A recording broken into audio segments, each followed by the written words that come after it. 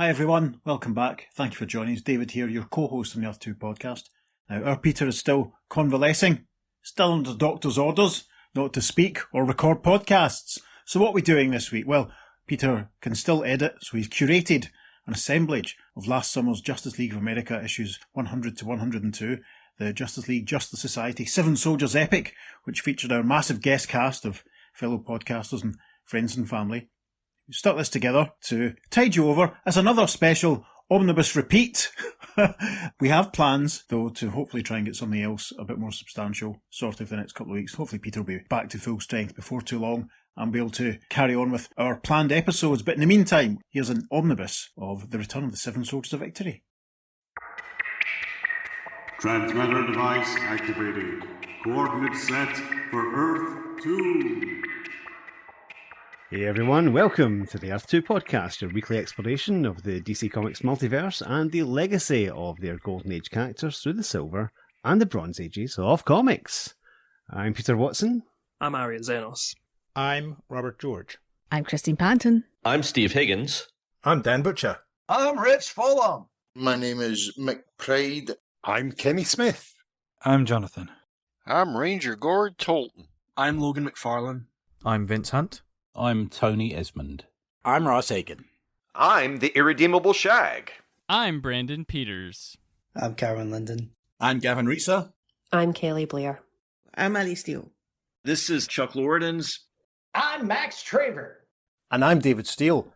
Welcome back. Thank you for joining us. We've been teasing this for a little while now. The 1972 JLA-JSA team-up.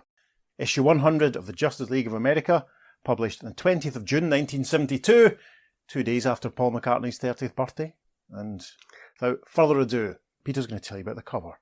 At the top, we have the usual Justice League of America shield with DC Justice League in the top left corner. All news stories, now only 20 cents. Down the left-hand column, we have part of the roll call for this issue, because certainly you can't fit it all in. We have Superman, Batman, The Flash, Green Lantern, Green Arrow. But the main image of this cover is a grave. There is an assemblage of heroes at this grave on the left-hand side. We have some members of the Justice League of America, Superman, The Flash, Green Lantern and Batman. On the right-hand side, we have some members of the Justice Society of America, Hourman, Starman, Dr. Fate and Wonder Woman. And above the grave, we have ghostly figures. From left to right, it's the Star-Spangled Kid, Stripesy, the Vigilante, the Shining Knight, right in the centre, Crimson Avenger, Green Arrow, and Speedy. And the words on the headstone say, "Here lies the unknown soldier of victory." And at the very bottom of this page, we have another banner that says, 33 heroes, 33! The greatest gathering of superstars ever recorded. The 10th annual team-up of the Justice League and Justice Society in search of the Seven Soldiers of Victory. Yes, at last. Been prepping this one for a long time. We've been talking about it for ages. Recording started in February. I'm not going to tell you when recording completed. As you can probably tell from what we said in the past in our intro, we've roped in a few other friends and fam to help us out, a few other fellow podcasters. Thank you, everyone. I'm astonished that we all managed to fit into my living room, quite frankly. And without further ado, we shall get on with the story, because that's why we're all here. Our opening splash image is very similar to the cover. The monument in the centre, with Unknown Soldier of Victory written on it to the left, the Earth 1 heroes of the Justice League of America, including a few that we don't see in the cover, and to the right, the Earth 2 heroes of the Justice Society, including another couple of heroes that we don't see in the cover, and looming above them all, that ghostly image of the Seven Soldiers of Victory. A nice little text caption with fancy writing says, "You are cordially invited to attend the greatest single gathering of superheroes ever recorded, the 100th anniversary meeting of the Justice League of America." And there's another larger caption underneath their very arresting opening image, and that reads, "On a lonely, windswept mountain peak, a solitary grave stands in mute testimony to the courage of a man, a warrior who fell in defense of his world, whose name is known only to God. Now, after many long years, others come in search of this doomed champion's forgotten identity. Can even the greatest heroes of two different Earths uncover the secret of the Unknown Soldier of Victory?" And the nice little scroll caption gives us the credits for this issue. A monumental masterwork presented by Julius Schwartz, editor, Len Wein, writer, Dick Dillon and Joe Giella, artists, with thanks to the writers and artists who shaped this history-making adventure those many years ago. Awesome. Right, over the page into the story proper. Panel 1, we see the satellite headquarters of the Justice League of America spinning through space, and a caption reads, 22,300 miles above Earth's emerald surface at Worlds. A silent sentinel eternally on the alert for danger. The orbiting headquarters of the Justice League of America.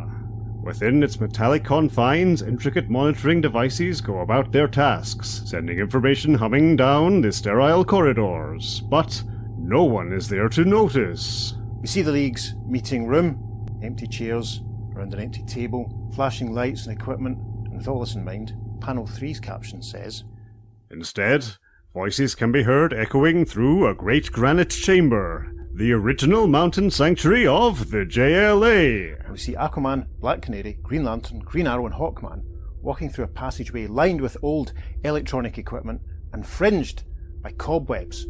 Aquaman says, Our 100th meeting. I can hardly believe it. Seems like only yesterday that we first came together.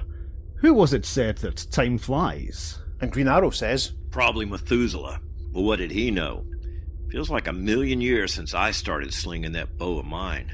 Hawkman, with a bit of a crabby expression on his face, turns to Green Arrow in the next panel and says, Perhaps, Green Arrow, but you're not unique. We've all changed over the years. Out of necessity, I suppose. Maybe so, maybe no. Just seems that the more we learn about ourselves, the less we really understand. Green Lantern starts to speak in the next panel. Hey, this is supposed to be a celebration. Let's... The heroes' heads whirl around and Hawkman exclaims, The telephone! How can that be? We had it disconnected months ago. Curiously, Hawkman plucks the receiver from its cradle, and... a tiny figure bursts from the earpiece saying, Hi, hope I'm not late. Black Canary says, Adam, how? And standing on a surface with the others looking down at him, the Mighty Might says in reply, Easy, Black Canary, just a simple cross-circuiting trick I worked out. Hey, where is everybody? I figured the whole gang would be here by now. And a thoughtful Aquaman says, So did we, Atom. Wonder what's detaining the others. And on the off chance you're wondering too, dear reader, let's switch to a central city street and find out. We see the Flash creating a whirlwind with his arms that's lifting a couple of bad guys into the air as the elongated man stretches and contorts and lifts 3 other bad guys up in his right arm. The Flash says, Let's wrap up the casino, gang, and get a move on, Ralph. We're running late for the Justice League celebration. To which Ralph says, Right with you, Flash. This is one get-together I wouldn't miss for the world. A slow dissolve, the caption for panel 4. And countless light years away, there stands a man who will miss the meeting for precisely that reason. And we see, with his back to the camera, so we can't see how his face is rendered at this point, John Jones, the Martian Manhunter, watching some very Earth-like building and construction going on. There's scaffolding and trucks and lorries and stuff going on. It's very, very interesting. John is thinking to himself, I'd give almost anything to be with my Earth friends on this day of days. But there are more important things for me to do here. The Martian Manhunter has to rebuild a world. And if you're so inclined, you could take a drink here because there are 2 great lumps of rock hanging in the sky over Mars. And this is probably maybe 2 of the moons of Mars. So technically, if you want to, you could take 2 drinks. Deimos and Phobos. Showing off there. Over the page to page 4, our first caption reads, From a world builder, we shift to the palatial estate of a world beater, industrialist Simon Stagg. Simon Stagg, making his first appearance in the podcast, I believe. Swept back, white hair, an angry-looking, irascible billionaire. He's shaking his fist and saying, Mason, where in blue blazes do you think you're going? And making his Earth 2 podcast debut properly, despite the fact we mentioned him the other week, it's the Element Man Metamorpho, who at this point is transforming into an aeroplane and flying away, saying, Sorry, Stagsy, old pal. Rex Mason may be on your payroll, but Metamorpho the Element Man goes where he wants to go. And right now, he's flying to a party.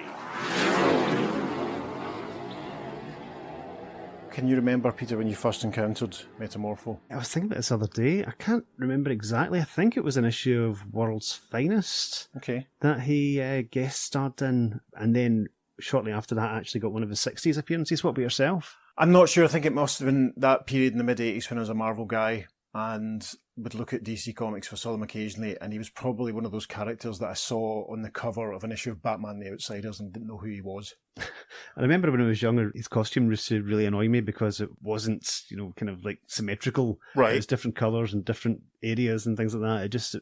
It bugged me because I wanted things to look sort of mirrored. Interesting. Okay. Paging Dr. Freud.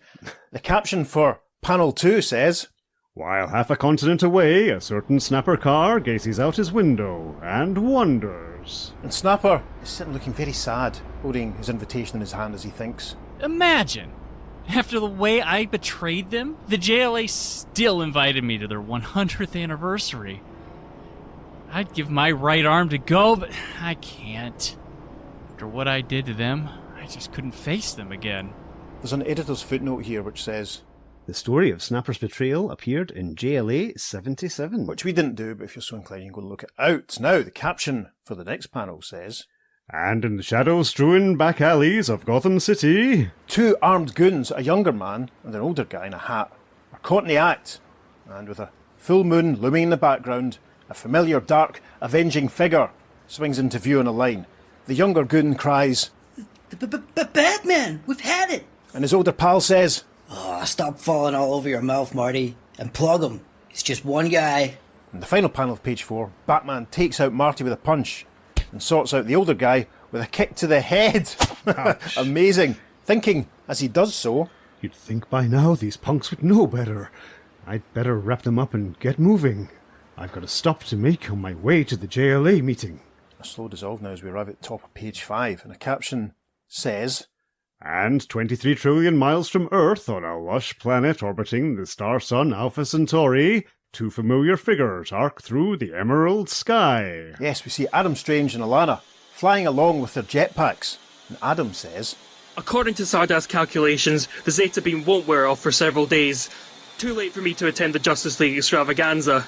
Alana, darling, they'll just have to get along without Adam Strange." And another handy footnote interrupts us and tells us, "The Zeta beam is a teleportational beam that Earthman Adam Strange uses to travel instantly to the planet Rann." Awesome. Panel 2 is captioned, "At last we come full circle and return to the JLA's labyrinthine mountain sanctuary." More heroes have arrived for the party, left to right. In this panel we see the Flash, Green Lantern, Hawkman, Aquaman, Black Canary, Green Arrow and Superman. Superman is saying, 100 meetings is a long time, Flash. Lots of things can happen. Flash replies, "I'll say, I was a rookie police scientist when I joined this group. Now I'm a married man."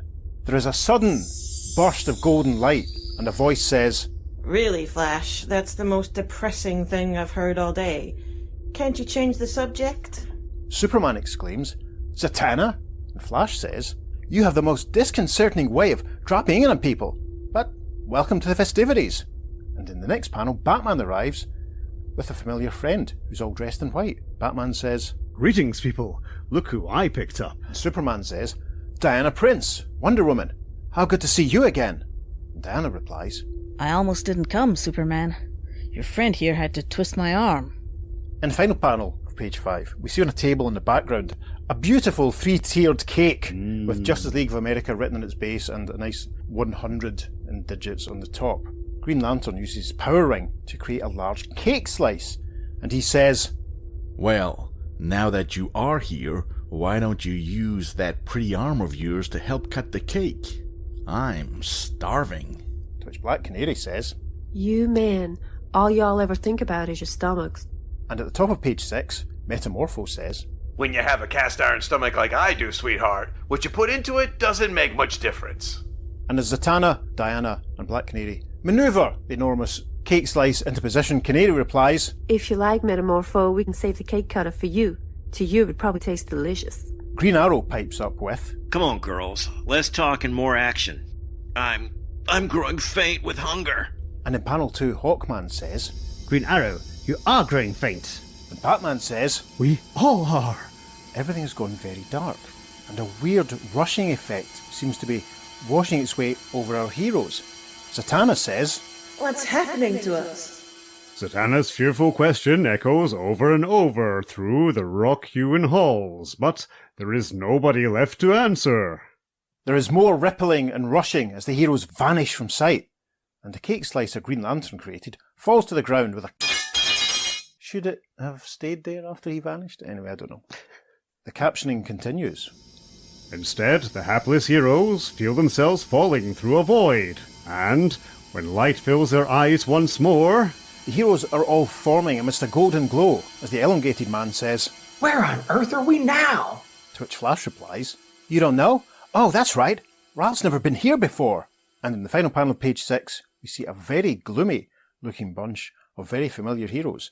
And the Flash continues saying, Ralph Dibney, permit me to introduce the legendary Justice Society of America. The very large first panel of page 7 introduces us to the assembled Earth-2 heroes. The Justice Society of America, dynamic defenders of another Earth, banded together in the cause of righteousness. Starman, manipulator of the awesome cosmic rod. Dr. Fate, mystic master of occult and eldritch forces. The Sandman, grim crusader who haunts the dreams of the lawless. Johnny Thunder, muddled master of the magical Badnesian thunderbolts. Wildcat, ex-heavyweight champion who wields his fists in the cause of justice. The Red Tornado, faceless android whirlwind. Dr. Midnight, blind battler for honor and truth. Wonder Woman, the amazing Amazon princess.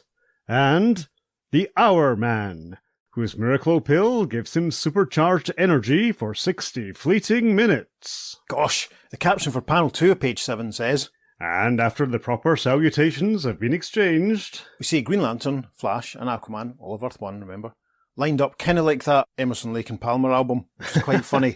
Yes. The Flash says, You people look like you've been dragged through the mud. What's been happening round here? Aquaman says, Yes. Why did you bring us to Earth 2 so abruptly? Before Dr. Fate answers, a footnote reminds us, Earth 2 is an almost duplicate world, occupying the same space as ours, but vibrating at a different speed. Interesting. Dr. Fate then replies in the final panel of page 7, We have need of help, Aquaman. The sort of help only you and your colleagues can give. Come, I will show you what I mean. And the caption for the first panel of page 8 says, The stellar sorcerer strides slowly to the centre of the chamber, silently muttering incantations long thought forgotten, and visions blossom in the dusty air before him. Yes, Dr. Fate gestures, both hands wide, sparks flying from his fists. And an image appears of the Earth in space, looking like it's about to be grasped by an enormous pale green and sharply taloned hand. The Wonder Wizard speaks. This is why I brought you here, Justice League. The reason my mystic powers snatched you from across the dimensional barriers. Look upon the hand that holds the earth. Twice we have tried to release that evil hand's grip upon our world, and twice we have failed. We are in sore need of help, my friends. That is why we turn to you. Green Lantern Hal Jordan says at this point, I'm not certain we could fare any better, Dr. Fate, unless we know more about that hand. What's it made of? Where's it come from? In the next panel, Our Man stands before Dr. Fate's projected image and says, We're still trying to puzzle out those same questions, Green Lantern, and all we do know is it belongs to a menace who calls himself the Iron Hand. He has given us 48 hours to turn supreme domination of Earth over to him, or that fantastic fist will close and crush our planet to atoms. Our Man gets a nice close-up to round out page 8, and at the top of page 9, Dr. Fate continues, You see then our predicament. We are confronted by questions that cry out for answers, but there are none to be had. He gestures again towards a large, shining globe on a pedestal nearby. In desperation, I turn to my mystic crystal in hopes of solution. The other heroes look on. But this is all that was revealed to me. An image forms within the mystic crystal globe, and it shows a monument, flanked by bare, skeletal trees. Hawkman says, A grave. The monument has writing on it that reads, Here in honoured glory rests an unknown soldier of victory who died that his world might live, which prompts Zatanna to ask, That inscription, what does it mean? Dr. Fate answers in the next panel saying, Again, I know not. I could pierce the crystal veil no farther. But with your presence here, Zatanna, the scales may at last be tipped in our favour. Me? What can I do that Dr. Fate can't? Somewhere beyond the mists of time and space exists the entity known as Oracle, from whom no secrets are withheld. My own abilities are not potent enough to penetrate the barrier, but were we to add your powers, Zatanna, along with those of Johnny Thunder's genie-like servant, to my own, we might have a chance. Johnny smiles and clicks his fingers as he says, Gotcha, Doc. Old Thunderbolt will be here in 2 shakes. Say you. And amazingly, as Johnny Thunder utters the ancient Batnesian chant, say you, there's a burst of blue light. And the pink thunderbolt appears, saying, You rang, O master of the muddled and mundane? To which Johnny says, T-Bolt, Doc Fate and the gang need your help. That's what I'm here for, Bright Eyes. And in panel 1 of page 10, we see Dr. Fate, Zatanna and the Thunderbolt standing around a burning crucible on a pedestal, their arms raised and all clasped, joined together. The caption reads, Soon darkness envelops the room, an overpowering shadow turned away only by the glow of burning embers and the blazing voice of Dr. Fate. Oracle, you who walk with worlds as your stepping stones, hear my words. We, who speak your name in the most humble of voices, have need of you this day. Come to us, Oracle. We beseech thee, come to us.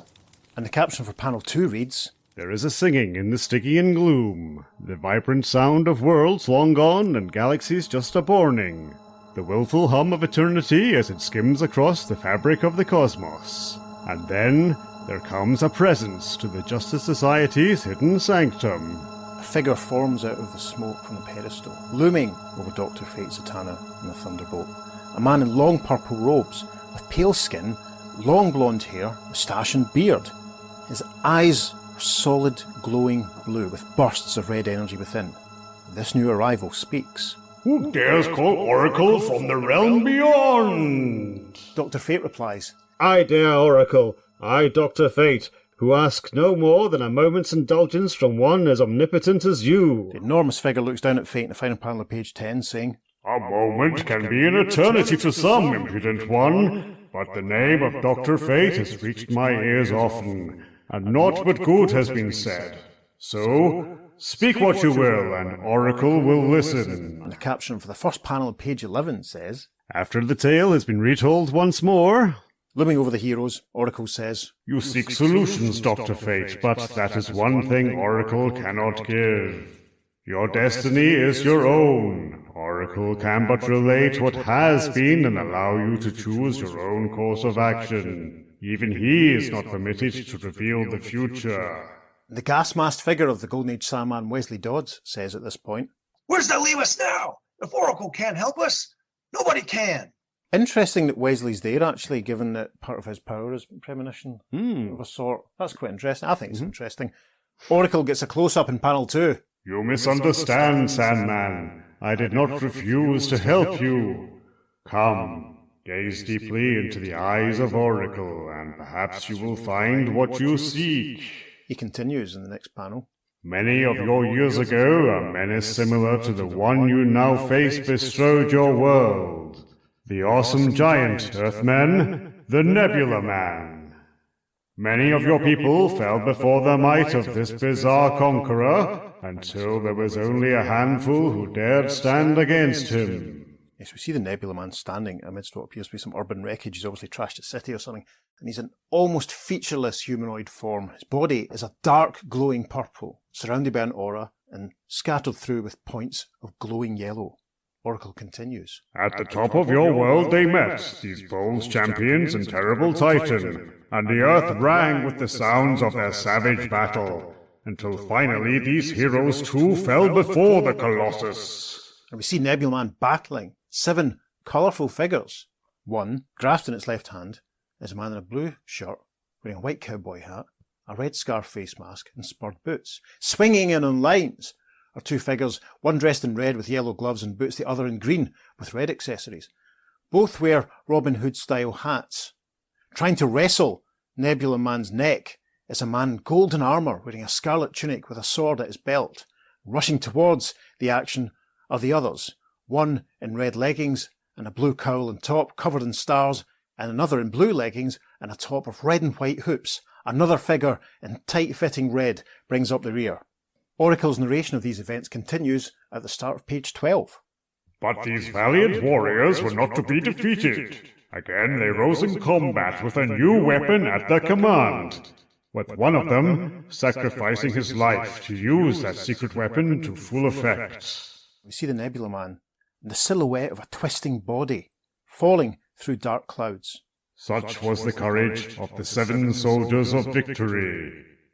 We return to Oracle and the assembled JLA and JSAers. A Starman says, Then that explains the grave. The dead soldier of victory's buried there.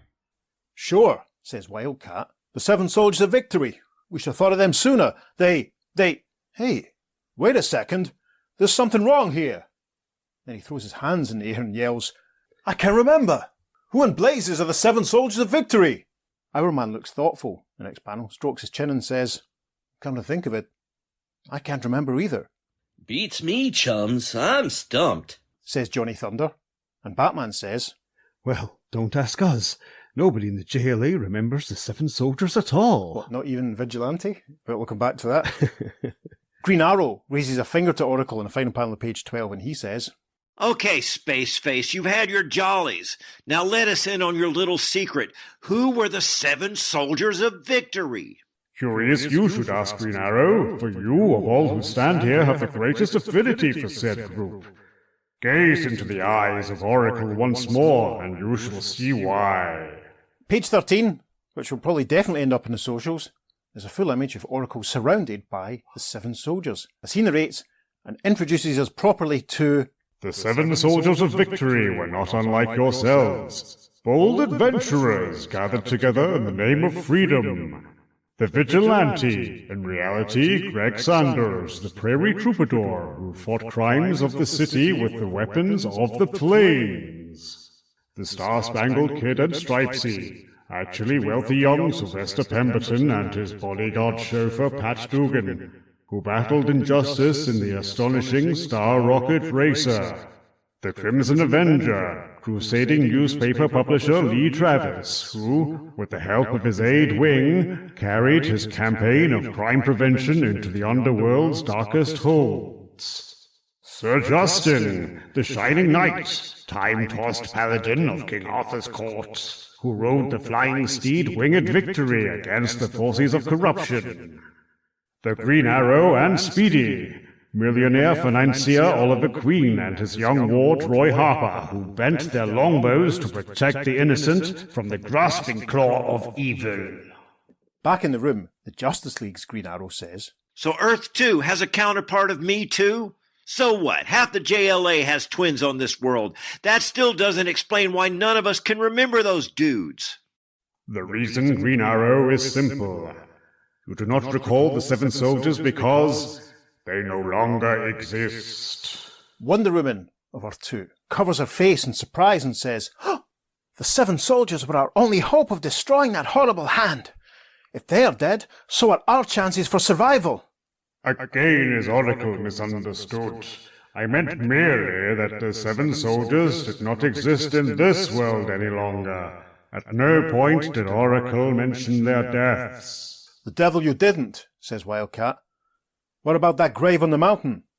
And the elongated man says, My twitching nose smells a strange mystery here. If those missing heroes aren't dead, where are they? And as Oracle speaks, another image is shown of the 7 soldiers battling the Nebula Man. They are gone, elongated man, from this time and this place. Mighty were the forces unleashed in the climactic battle against the hell-spawned Nebula Man, forces which tore apart the very fabric of their existences and hurled them headlong through time's infinite corridor. Standing on Aquaman's shoulder, the Atom says, Then they might just as well be dead for all the good they'll do us. If what you say is true, finding them will be like looking for 7 tiny needles in a universal haystack. We wouldn't stand a cosmic chance. Yours are defeatist mouthings, Atom, and you are wrong. Just what is that supposed to mean? Though the gates of the future are locked, the past is Oracle's province. If you would seek those 7 missing sentinels, Oracle will point the way for you. Dr. Fate addresses Oracle in the next panel, saying, Have we any alternative? The future of our world hangs by a single fragile thread. We accept your generous offer, Oracle. Show us the way. Oracle gestures and says, Down 7 of time's corridors must you walk, so deploy your fellows carefully, for those you pursue may no longer be what once they were. And the large final panel, page 15, is captioned, Beneath Oracle's eternal watchful gaze, the greatest heroes of 2 worlds separate into 7 groups. 7 bold chances for the salvation of a world. Yes, this is the stuff. So we see all the little teams that have all formed. We see Aquaman with Green Lantern Hal Jordan and Wildcat. That's a bit random. Even more random, we see Wesley Dodds the Sandman with Metamorpho and Superman. We see Red Tornado with Zatanna and The Flash. That just about works. We see Black Canary with Green Arrow and Johnny Thunder. We see Dr. Fate and the Elongated Man with the Atom perched on Dr. Fate's shoulder. And we see Wonder Woman of Earth 2 with Dr. Midnight and Hawkman. And finally we see the lads. We see Batman, Starman and Hourman. And in the first panel of page 16, Batman says to someone who I didn't mention there, Diana, how about coming along with Hourman, Starman and me? I'd like to, Batman, but I think I'll stay here. There should be somebody left to brief anyone else who might arrive after you've departed. If that's the way you want it, Miss Prince, but we'd really like to. But Batman is interrupted by Oracle, who raises both hands in the air, casting a golden glow and saying, Enough! It is time! The power that is Oracle now opens the chronal corridors for you, and speeds you on your quest. And Diana Prince watches as the golden glow starts to spread among the heroes. Batman waves to her and says, Take care of things, Diana, and wish us luck. His voice fades out, and in a very moodily lit shot, Diana replies, more to herself than anything else, Good luck, Batman. I pray to Aphrodite that you won't need it. And the final panel of page 16 is captioned, Beyond the meager boundaries of reality, 21 colourful figures flash through the abstract void. There's an image of Oracle's face with all the heroes flying towards him in their groups. Dr. Fate says, Oracle, for our search to be successful, we must know more of those we seek. How did the 7 soldiers of victory come to be? And at the top of page 17, there's another headshot of Oracle who says, and we see in his eyes the face of someone we'll meet properly in a sec, called the Hand. An older man with swept-back white hair and an incredibly neat dark moustache. Oracle then essentially goes on to narrate a retelling of issue 1 of Leading Comics. So if you have your copy of the 7 Soldiers of Victory Archive, Volume 1 handy, maybe pause now and have a quick flick through that, or else go back to it. Anyway, Oracle says, Turn your minds back through the years, to a time before the 7 you seek had met. Back to the hidden sanctuary of the arch-villain who then was called only the Hand. Turn back to a time when this master manipulator had gathered unto him the 5 greatest menaces your world had then known. And we see the Hand, in a nice smart green suit at this point, address a group of other villains who are sat around a table. There's Merlin, neatly turned out monocle wearer, whose facial hair makes him look a good candidate for hosting a DC horror anthology with the word house in the title. The Needle, who looks like a cross between Captain Boomerang and the Elongated Man. This chap's a purple outfit with a really bad receding hairline. The Dummy, a malevolent ventriloquist doll. The Red Dragon, a scary looking man in a top hat with a red veil type mask covering his face and an evening suit. And Big Caesar, the most ordinary looking one of them all. A baddie, a buff scruffy guy wearing a cap. Within Oracle's flashback, the Hand is saying, They tell me I'm going to die, which is why I've brought you here. The Hand will not die unremembered. You 5 will commit history's greatest crimes at my command, and all the lawmen in the world won't be able to stop you. Oracle continues to narrate.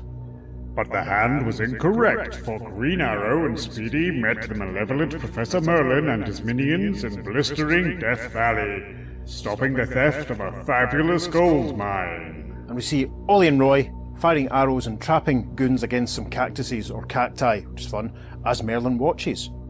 The agile Star-Spangled Kid and Stripesy battled their old foe, the Needle, in the Panama Canal Zone to protect a scientist and his vital ray device. And on top of a building, process of being constructed, and with a crescent moon high in the background, so take a sip of your drink, we see the Star-Spangled Kid and Stripesy in conflict with their skinny foe. The Shining Knight flew to the hidden Wamoma Valley to protect its simple, gentle inhabitants and their treasure from the sinister Red Dragon. And we see Sir Justin, on winged Victory, flying in to confront the Red Dragon as they're both fired upon with a bad guy with a machine gun. Arriving at the top of page 18. The Crimson Avenger and his aide Wing journeyed to teeming Times Square to stop vicious Big Caesar from causing a power blackout that would leave New York City open to mass robbery. And among and atop the neon lights, we see Lee Travis and his chum tackle Caesar's goons. And Vigilante raced to Hollywood to smash a bizarre blackmail plot devised by the diabolical dummy. We see the dummy looking on angrily as Greg Sanders gets stuck into his henchman, which is a great panel. If only there's going to be room for it in the socials. At last, the winding paths of those 7 brave sentinels led them to the hideaway of the Hand himself, and into the center of an electronic trap. See, the Hand is about to operate a switch on a piece of machinery. Above him is a large metal cone. But a well-placed bullet from the Vigilante severed the weapon's supports and ended the Hand's criminal career, seemingly forever. And the aforementioned cone-shaped structure falls down and strikes the Hand in the back, knocking him to the floor. Looks very painful. Oracle concludes this little history lesson, again facing the flying heroes. So well did they mesh to defeat that monumental menace that they banded together at the Shining Knight's suggestion to become the 7 Soldiers of Victory. And amongst all the flying heroes, the 2 doctors are most visible as Dr. Fate says, "An amazing story, Oracle, but tell us more of the Hand. Why did you say only seemingly forever?"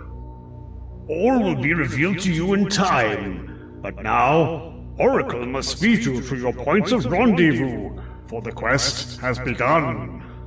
And with that, the heroes all fade out as Oracle directs them to their destinations. And so, we arrive at the top of page 19. The afternoon air shimmers as 3 daring travelers step through the curtain of time. And there are logos for Dr. Fate, the Atom, and the Elongated Man. The silhouetted forms of the 3 heroes blink into existence. Elongated Man says, "Wow! Oracle sure doesn't waste any time. Where do you figure he landed us, Doc?" Judging from the architecture, Elongated Man, I would assume Mexico, during the height of the Aztec reign. And perched on Dr. Fate's shoulder, the Atom says, "I agree. The local attire fits that era perfectly." We can see in the background, the distance, a massive temple structure and hundreds of people surrounding it. Elongated Man says, "From the looks of that crowd, I'd say we're in time for something important." Our view moves closer. We get a better look at the temple and the steps leading up to the summit. "Hey fellas, take a look at the top of the temple." A cloud of scarlet smoke, the trademark of the Crimson Avenger. And we see the Avenger in his distinct red costume with its distinct chest emblem. His uniform has been enhanced by a headdress and a robe of feathers. He's surrounded by spear-bearing guards as Dr. Fate continues, "We found our man, but he's become king of the Aztecs." The Crimson has his hands spread wide as he looks down at the crowds all around him. A slow dissolve then as we arrive at the top of page 20. A short while later, when the tumultuous crowd has finally dispersed, the 3 heroes are following the Crimson and his 2 guards, taking care not to be seen. Dr. Fate whispers, "Tread softly, friends. We'd best follow our Crimson Quarry and his companions to quieter quarters before we take any action." Elongated Man replies, "I'm way ahead of you, Doc." Cautiously, the costume trio approaches the great edifice. Dr. Fate mouths a mystic chant, and in a Kitty Pryde style, they phase through the wall of the temple to emerge in a large chamber. And in the background, in an alcove on the wall, you can see a large, glowing pink rock. The Crimson is still in full regalia, and he's sat on a throne. Elongated Man says, "A terrific opening, Doc, but it'll never replace the door." "This is no time for humour, Mr. Dibney. The Crimson Avenger is well guarded. We'd better attract his attention." And the caption for panel 3, And moments later... Elongated Man stretches towards the Crimson with a finger to his lips, and he whispers, Psst! Avenger, keep quiet. We're here to help you escape. The Crimson whirls around and sees the other heroes. He cries, What? Intruders! Guards, come quickly, quickly! Something tells me we made a boo-boo, says the Elongated Man. Let's get the heck out of here, says the Atom. And in the final panel of page 20, the Crimson stands and blasts bolts of electricity from his hands at the heroes, saying, You will be going nowhere, strange ones, till you answer some questions. The heroes are all knocked out, falling backwards. Dr. Fate exclaims, Ugh! Excellent. That's my favourite bit ever. The top of page 21 now. When the Soldiers 3 come to... Soldiers 3, let's be honest, sounds like a crap superhero team name that Roy Thomas would have tried to introduce at Marvel 2 or 3 years before this. Yeah. Elongated Man and Dr. Fate are chained to a wall, their hands above their heads. Elongated Man says, What did the Crimson Avenger hit us with? I feel like a stretched out rubber band. My condition is not unlike yours, friend Dibney. These chains do little to ease the discomfort. Is the Atom awake yet? And suddenly the Atom, still shrunk to dog size, drops into view, landing on Dr. Fate's shoulder, saying, Surprise a spring, Doc! I'm so small the Avenger and his goons didn't even notice me. The Crimson can be seen arriving in the bottom corner, panel 2, and in panel 3, we see the Atom has moved round to hide behind Dr. Fate's helmet, as the Crimson Avenger addresses them and says, So, prisoners, you are awake at last.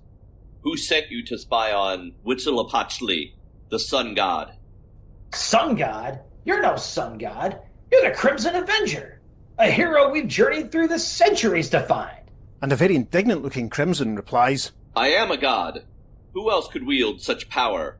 The power given me when I fell from out the sky.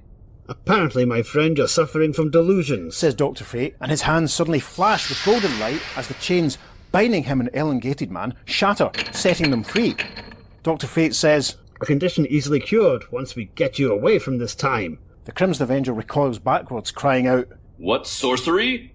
They free themselves! Guards! Guards! In the first panel of page 22, 2 guards arrive. One cries, Rash intruders, you are doomed! As Elongated Man stretches to deal with them across the room, Dr. Fate and the Crimson face each other. The Crimson says, I will not be so lenient again. This time I will turn you to ashes. Forgive me, my friend, but this time I fear I cannot cooperate so readily. And with that, in the next panel, the Crimson Avenger blasts his pink electrical energy, and Dr. Fate fights back with his own golden burst, thinking, Wherever his powers stem from, they're awesome. I barely managed to maintain my ground. In panel 3, Ralph punches out the guards, saying, I'd say you guys have been watching too many old Peter Lorre movies, except for the fact that they haven't invented television yet. And the guards, as they're punched out, make some nice noises like, Oof! In the shadows, the Atom thinks, E-Man is holding his own, but it looks like Dr. Fate's in trouble. And in panel 4, he runs towards Dr. Fate and the Avenger, dodging Ralph and the guards as he thinks, I better lend my tiny talents to the good doctor while there's still time. That's assuming I don't get stepped on in the process. See him avoiding feet and shoes as he goes. And in panel 5, the Atom jumps upwards, launching himself forwards, thinking, Phew! Made it! This swinging spear shaft will make a dandy little catapult to send me to the point of the matter, namely, the point of the Crimson Avenger's jaw. And now, with a switch of my size and weight controls to give me the heft of a 180-pound man, and at that, the Atom successfully sends the Crimson flying backwards with a kick to the face. Superb! Dr. Fate says, Excellent, Atom, but we must discover the source of his powers before he regains consciousness. And in panel 2, Elongated Man says, My mystery-loving nose has been hard at work through this skirmish, Doc, and it keeps sniffing out the same thing. And his left hand stretches towards the luminous pink rock in the alcove we saw earlier on page 20. This strange glowing rock! Elongated Man continues, and then throws the rock into the air, saying, If I'm wrong, we can apologize later. But if I'm right, we'd better get rid of the rock fast! I am in complete agreement, Ralph. And in panel 4, Dr. Fate blasts it, shattering the rock into many pieces, and Dr. Fate says, And so, the rock is gone. And the caption for the final panel of page 23 says, And when the echoes of the explosion fade... The Crimson rubs his forehead and says, Where am I? What's happened to me? Who are you? Dr. Fate gestures, creating a transparent globe around the guards, and then replies, First, a spell of suspension to restrain your guards, and then all will be explained to you. Top of page 24, the first caption reads, After explanations are made, the Crimson Avenger discards his robe and headdress, throwing them onto the throne as he says, A fantastic story. Apparently, when I was hurled through time, a chunk of the Shattered Nebula Man was thrown along with me, stealing my memory and imbuing me with the powers you describe. Suddenly, a cloud started to surround the heroes as the Crimson says, What is it? That smoke. It's not crimson like my own. Unless I am mistaken, Avenger, it is our passport to the future. Oracle is bringing us home. To which the Atom says, Yeah, but is he bringing us home in time?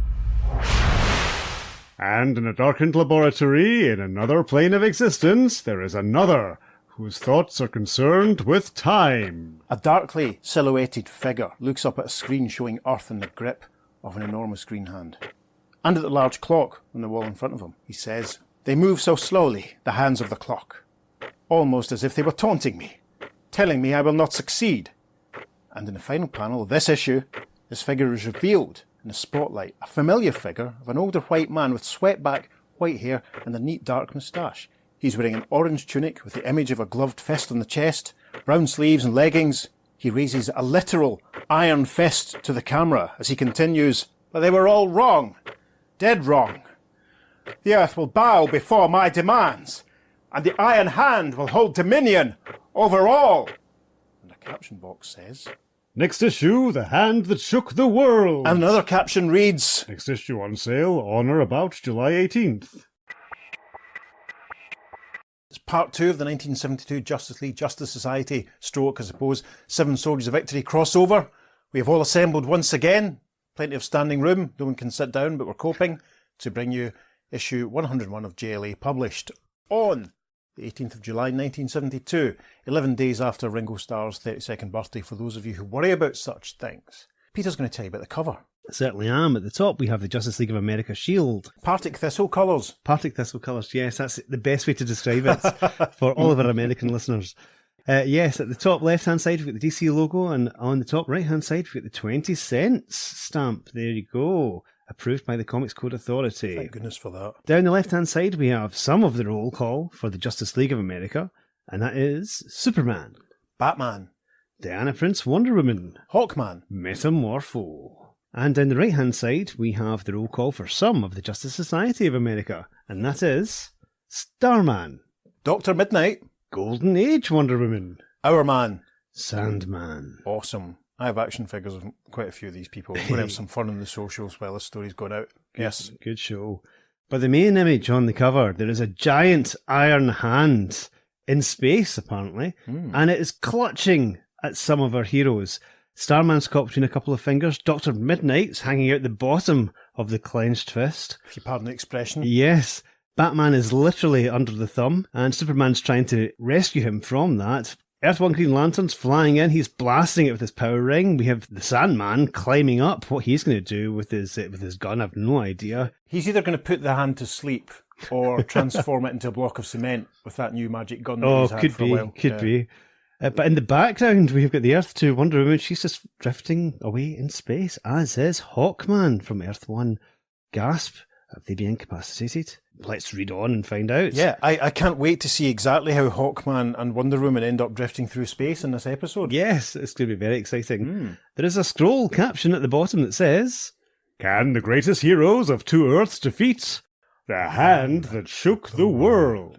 Gosh, well, the only way we'll find out is if we read the issue, jumping straight in. I should say, listeners, if you're reading along, this has been reprinted in various JLA Omnibus trade paperbacks and issue 11 of DC Special Blue Ribbon Digest. If you have one to hand, join in. An opening caption says, Continuing the mind-staggering anniversary adventure of the Justice League of America. And an opening splash image shows, similar to the cover actually, shows heroes trying to free the Earth from the grip of the giant pale green hand. We can see Green Lantern, we can see Johnny's Thunderbolt, we see Dr. Fate, we see Starman, Wonder Woman, Superman, all getting stuck in, Hawkman too. Down the left side of the page, there's a caption that reads, From nowhere it came, this monstrous claw of nebula energy, this colossal fist holding the Earth in a grip of terror. defying the most powerful heroes of 2 worlds. Also in this main central image, the blonde-haired, blue, sparkle-eyed image of Oracle looms over the heroes fighting to rescue Earth from the grip of the Hand, and he booms. Harder, heroes, even harder, for time is running out. Unless you triumph soon, your world most surely is doomed. I can't wait for this scene of all the heroes who appear to have grown to a giant size, quite frankly. True, yes. Wrestling these fingers apart, prizing these fingers away from the Earth. I can't wait for that moment. It's going to be exciting. The captioning continues on the right side of the page. Can even the combined might of the Justice League and Justice Society be enough to stop the hand that shook the world? And the rest of the captioning tells us this story was brought to us by Len Wein, writer, Dick Dillon and Joe Giella, artists, Julius Schwartz, editor. And so, into the story properly. The first caption on page 1 reads, Time. The eternal enigma passes with depressing slowness in the secluded sanctuary of the Justice Society of America, as a solitary figure sits and waits. And we see Diana Prince, the former Wonder Woman of Earth 1, sat at a table looking up at a large clock on the wall. She says, Since they all vanished into the past, and not a word. I've chosen the hardest task for myself. Waiting. The Waiting, of course, being the name of the best song on Tom Petty's Hard Promises album. A voice from off camera says, An intruder in our secret headquarters. And in panel 2, Diana turns to see 3 new arrivals. She exclaims, Who in... Oh, Green Lantern, Mr. Terrific. You startled me. And the figure in grey says, Introduce me, fellas. And Green Lantern says, Robin, meet Diana Prince, the Wonder Woman of Earth 1. Your Green Lantern told me the loss of your superpowers, Diana. I'm sorry. So am I, but that doesn't explain what she's doing here. Our world's in mortal danger, and the entire JSA is gone. He's right, Diana. Where is everybody? That, friends, is a long story.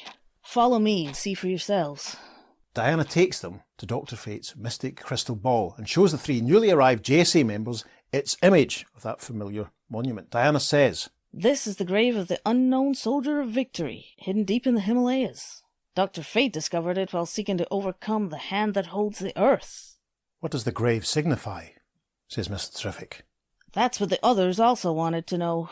And the next 2 panels have rippled borders to signify flashbacks, as we've become used to, as Diana narrates. And so Dr. Fate, Zatanna, and Johnny Thunder's mystic Thunderbolt combined their powers to summon the cosmic seer Oracle. Oracle revealed the grave was a result of a tremendous battle that had occurred there years before. A battle between the Titanic Nebula Man and the 7 Soldiers of Victory. And after we're shown these events, we cut back to JSA HQ, as Robin says, Who in blazes are the 7 Soldiers of Victory?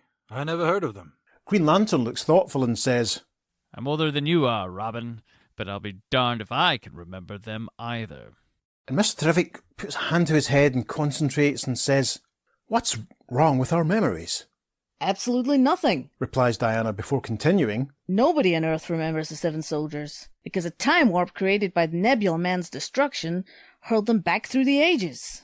Green Arrow and Speedy, the Shining Knight, the Crimson Avenger, the Star-Spangled Kid and Stripesy, and the Vigilante no longer exist in your world. But only these 7 know the way to destroy the Galactic Hand. And another rippled flashback panel shows Oracle sending the other heroes off on their mission as Diana watches. That's why Oracle sent the combined forces of the Justice League and Justice Society through time in search of them, leaving me behind to brief others, such as you. And the final panel of page 3 shows Green Lantern looking into Dr. Fate's crystal ball, which now shows the image of Earth in the hold of the giant hand, as Green Lantern says, Then the fate of the Earth rests in the hands of our colleagues, and there isn't a blasted thing we can do to help. Over the page, top of page 4, a caption reads, Even as Green Lantern speaks, 3 of those daring defenders have been thrust back into the realm of reality. And we get logos for Superman, Sandman, and Metamorpho, the Element Man. This is the most random team. You know, I want an ongoing series with the 3 of these guys. You know, I mean, do you remember, it's like the Champions or some of the Defenders lineups. It's just so random. It's glorious. Super buddies. Yeah. Anyway, 3 heroes flash into existence, standing in a rocky outcrop overlooking some apparently old Chinese-looking buildings. A crescent moon hangs in the sky. Take a small drink. As Metamorpho says, Wow, Oracle sure has some delivery service.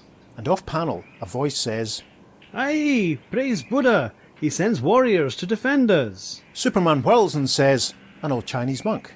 It seems we've been expected.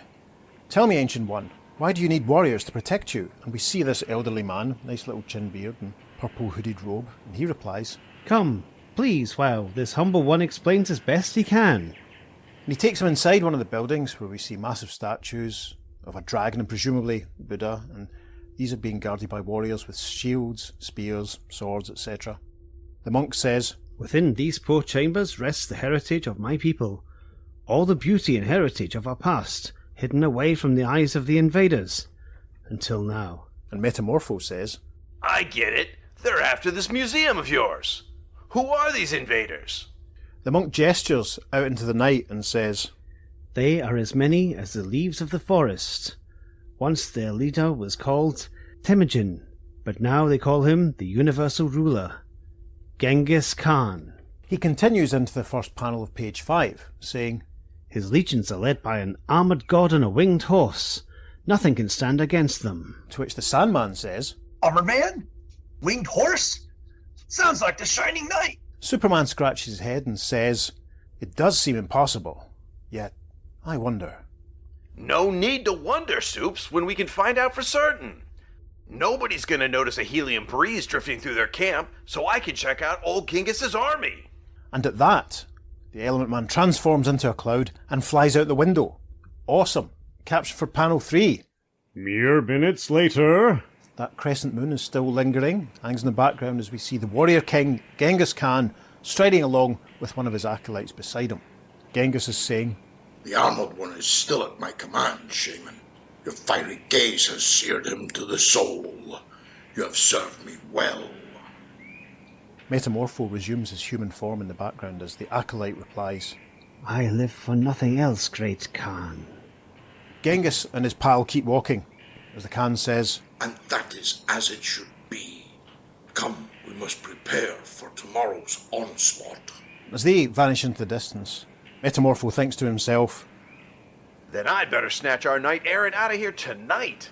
And by here, he means the tent that he's standing next to. At that, he transforms his arm into a blade and slices a hole in the side of the tent as he continues to think. All it takes is a stainless steel sword to provide a quick entrance, and... In the final panel, he steps through the gap he's created and sees the Shining Knight sat up in bed. Sir Justin, you don't know me, but I'm a friend, and I'm here to help you escape. Justin starts to pull his sword, saying, What? Intruder! Varlet! No one may disturb the chambers of my liege Khan and live to tell the tale. First panel of page 6, as the knight lunges for Metamorpho with his sword, the Element Man makes another shift, changing to a yellow gas. Zounds! What foul wizardry is this? The creature doth evade my every thrust.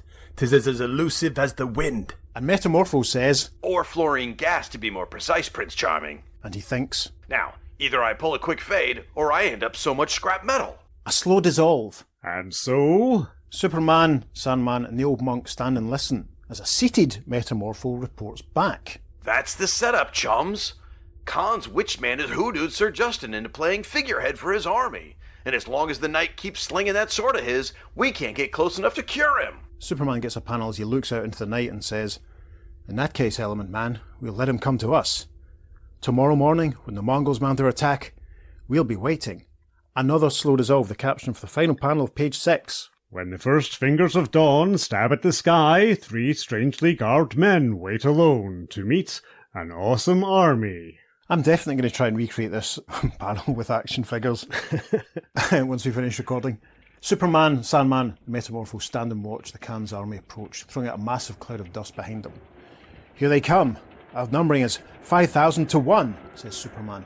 Metamorpho adds, You're doing wonders for my morale, Superman. This is positively the last time I let you volunteer me for anything. And in the first panel of page 7, Sandman replies, You volunteered yourself, Element Man, and with no regrets. How do we stand and fight, or the heritage of a people falls shattered in the dust? You might not have to fight at all, friends. I'll be right back, says Superman as he takes to the air. We can see in the background the army is getting closer, with Sir Justin and Winged Victory flying in the air above them. In panel 2, the Shining Knight yells, Onward, my fellows, for your noble liege. Victory shall be ours. I wouldn't bet on that, Sir Justin, says Superman off panel as he flies towards the knight, who then replies to him, So, mine enemies do send another strange creature to destroy me.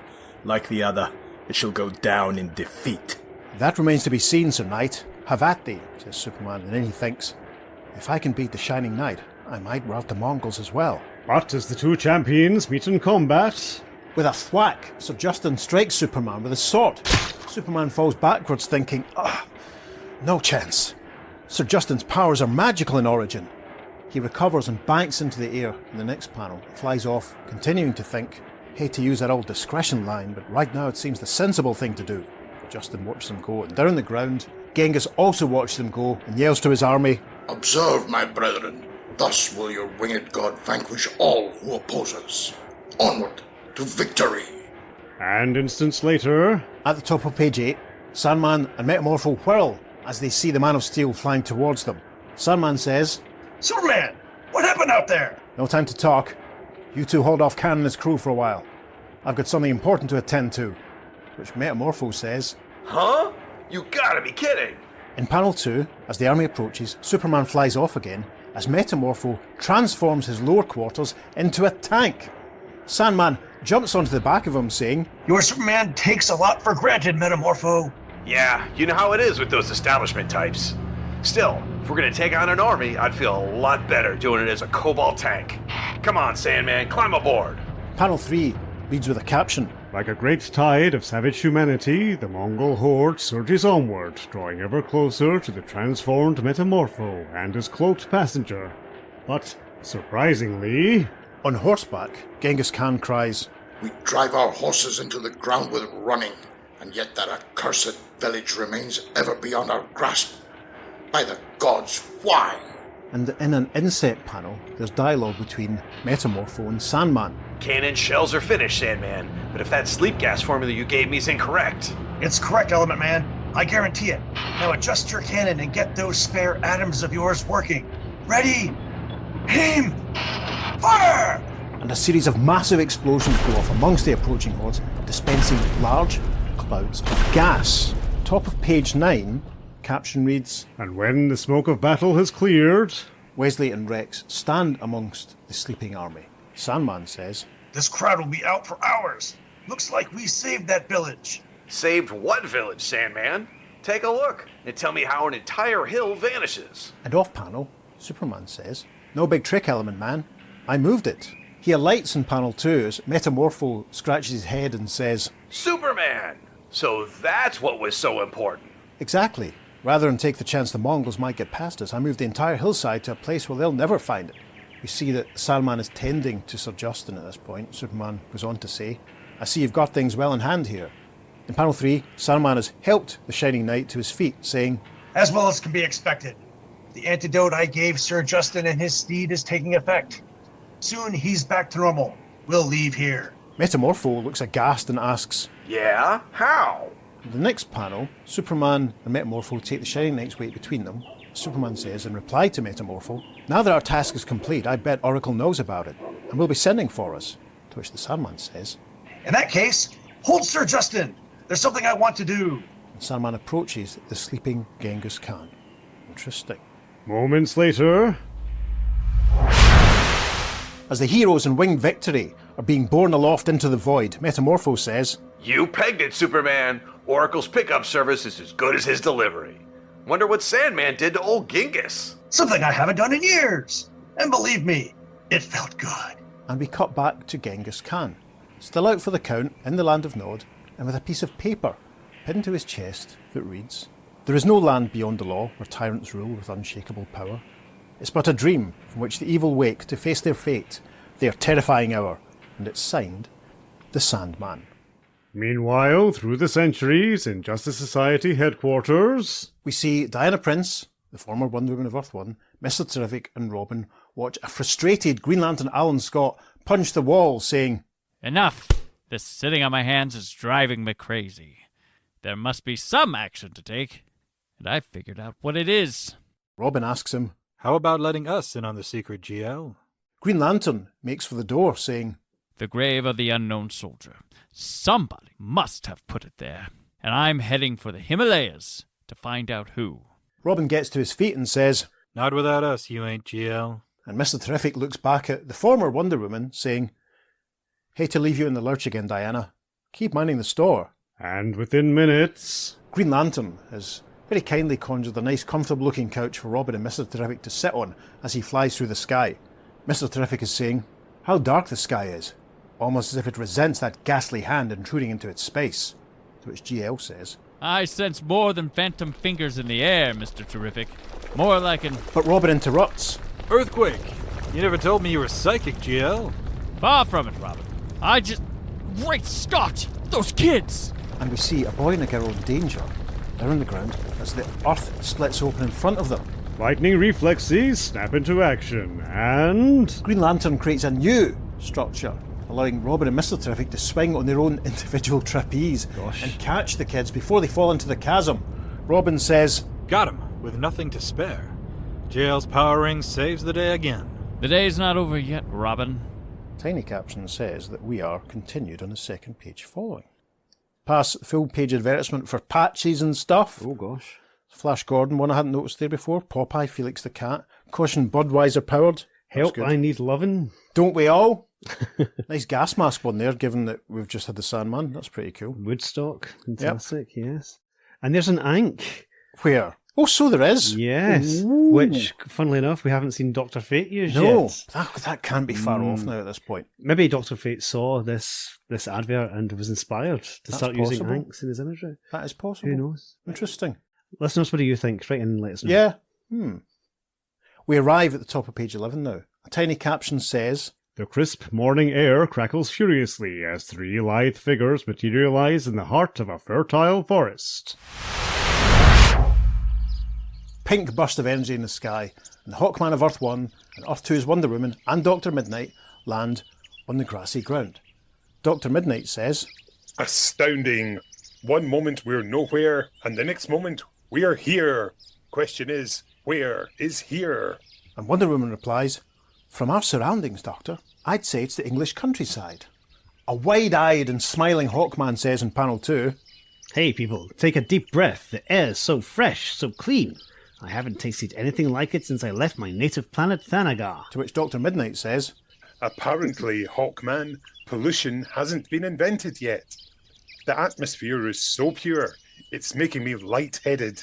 Suddenly, the evergreen calm is shattered by the shrill cry of countless goose-fletched shafts as they whistle from the underbrush, heralding death for the three courageous crusaders who have come to this strange place. And we get logos for Hawkman, Wonder Woman and Dr. Midnight, who are suddenly being barraged by arrows.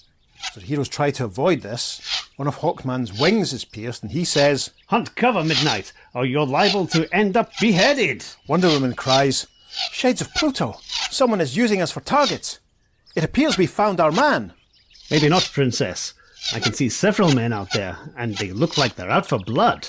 There's been a shift in point of view at this panel, showing the men in green who are firing on our heroes. Wonder Woman says, Well, they won't get any of mine if I can help it, and I can help it. Instantly, the agile Wonder Woman, beautiful as Aphrodite, wise as Athena, swifter than Mercury, and stronger than Hercules, leaps from concealment. And... bracelets raised, Wonder Woman starts deflecting the arrows, saying, Gentlemen, if you'll follow me, it's time we brought to battle to the enemy.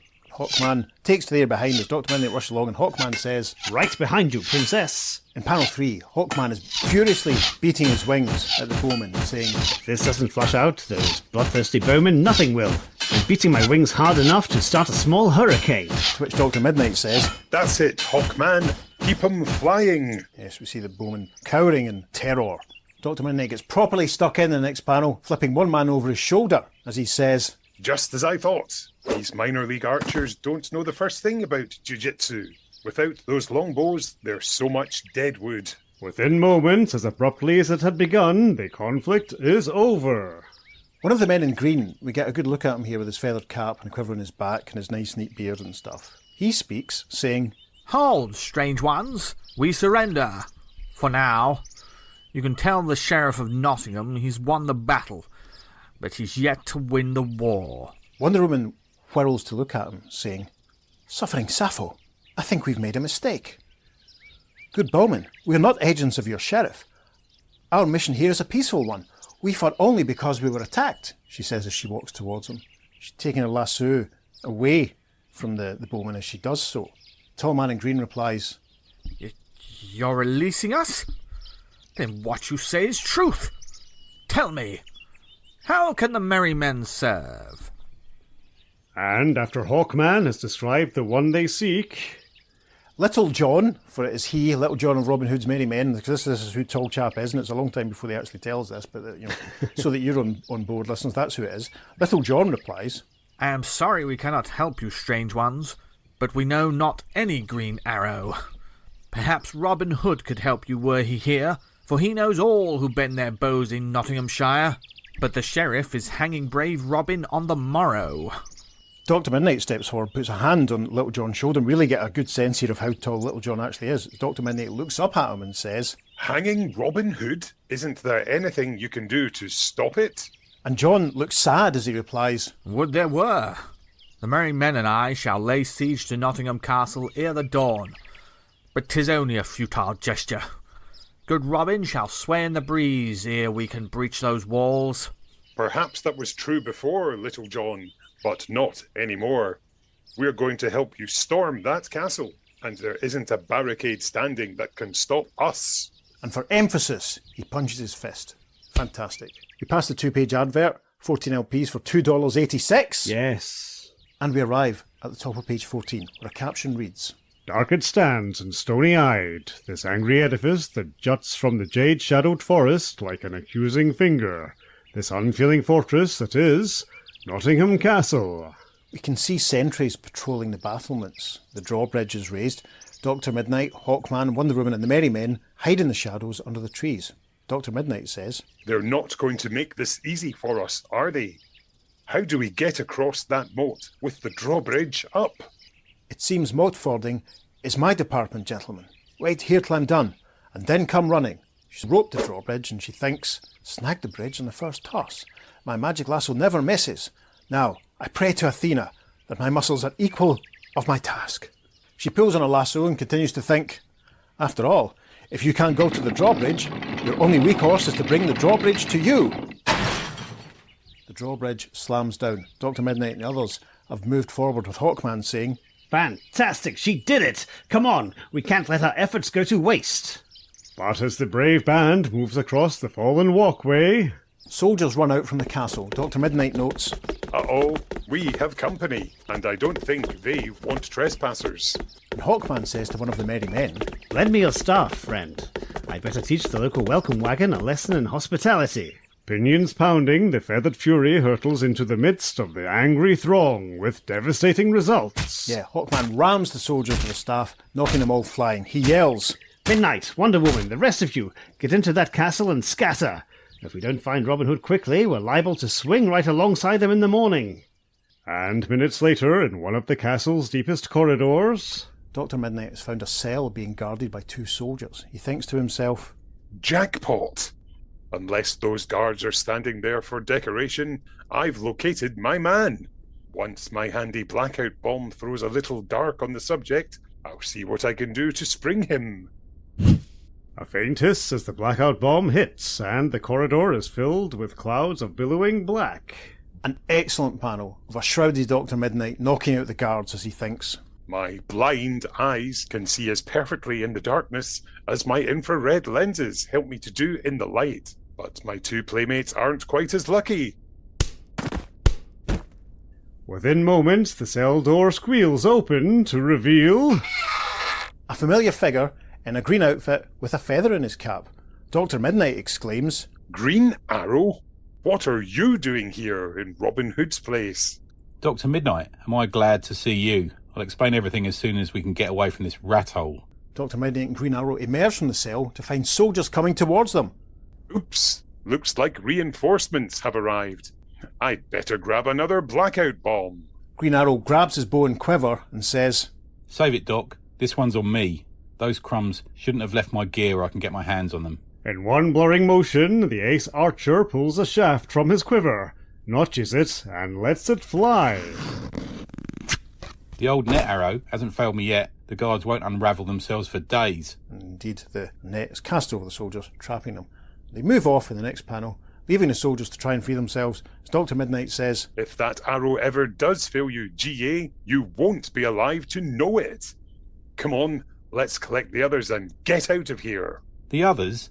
Lead on, Doc. Now you've got me interested. And after the valiant group has battled its way out of the castle... Rather alarmingly, we see the castle on fire in the background. Yes. There is still a castle in Nottingham, I did check that. Anyway, Little John addresses the four heroes, saying, "It seems we risked our lives to save the wrong man. Tell us, knave, what knowest thou of Robin Hood?" Green Arrow gets a nice close-up as he replies, "Your leader is safe, Little John, recovering from wounds in the lodgings of a friendly friar. I drove off his attackers, and Robin asked me to take his place. I was coming to inform you men when the sheriff captured me." "Then our gratitude is yours, Green Arrow. What sorcery is this? You fade away before our very eyes." And sure enough, the heroes are suddenly engulfed in a cloud of smoke, as Green Arrow says, "You're not the only one wondering, Little John. What is happening?" To which Wonder Woman says, "Our mission here is accomplished. Oracle is bringing us home." And Green Arrow waves goodbye to his fellow emerald-clad warrior. How long do you think Green Arrow was in Nottingham? Because he certainly picked up the accent. He did. Maybe he quite liked it. We will talk about this further when we do our recap discussion episode, but he must have been here for ages to start to sound so native. Anyway, we now arrive at the top of page 17. A nice caption box with a drawing of some calendar pages reads, "And once more, centuries ahead." And we see the Iron Hand, who we've not seen since the end of the last issue, watching Green Lantern, Mr. Terrific and Robin rescue the children in the Himalayas on a large video screen. Green Lantern can be heard, "And the great nebula-like hand is responsible for this. It started to close." And watching this, the hand says, "Indeed it has, Green Lantern." The image on the screen changes to show that of Earth in the grip of the scary cosmic hand. "And it shall continue to close, crushing this planet into so much cosmic dust, unless total world domination is given me within the next 36 hours. I almost wish the 7 soldiers were still alive to witness this day, the day of my ultimate triumph. They thought me dead, destroyed by the same device I had tried to use on them. But they were wrong." And he says this last speech in front of an enormous replica newspaper front page with the headline, "7 Soldiers of Victory Defeat the Criminal Hand." The Iron Hand resumes speaking, saying, "I survived. Rather, most of me survived. Ironically, my own hand was hopelessly mangled, forcing me to replace it with this, the mechanical Iron Hand from which I take my new name." And with his new hand, he blasts and destroys the replica newspaper.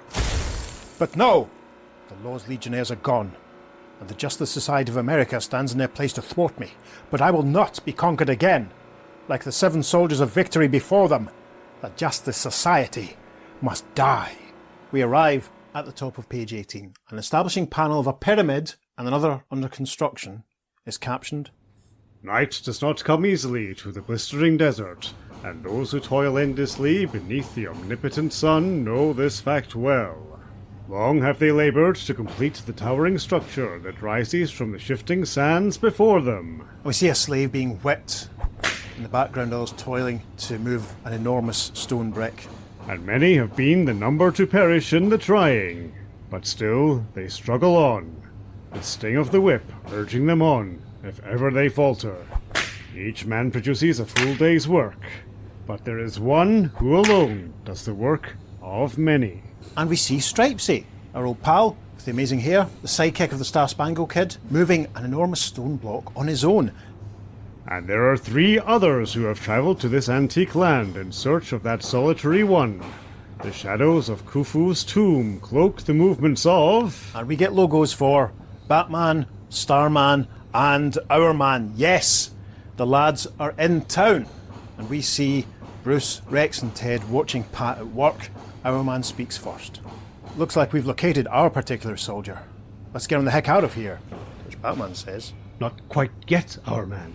It would be better to wait for darkness to fall." And when evening falls, a chained Stripesy is talking to his slave master. "I keep telling you, Fatso, there is no magical secret to my strength."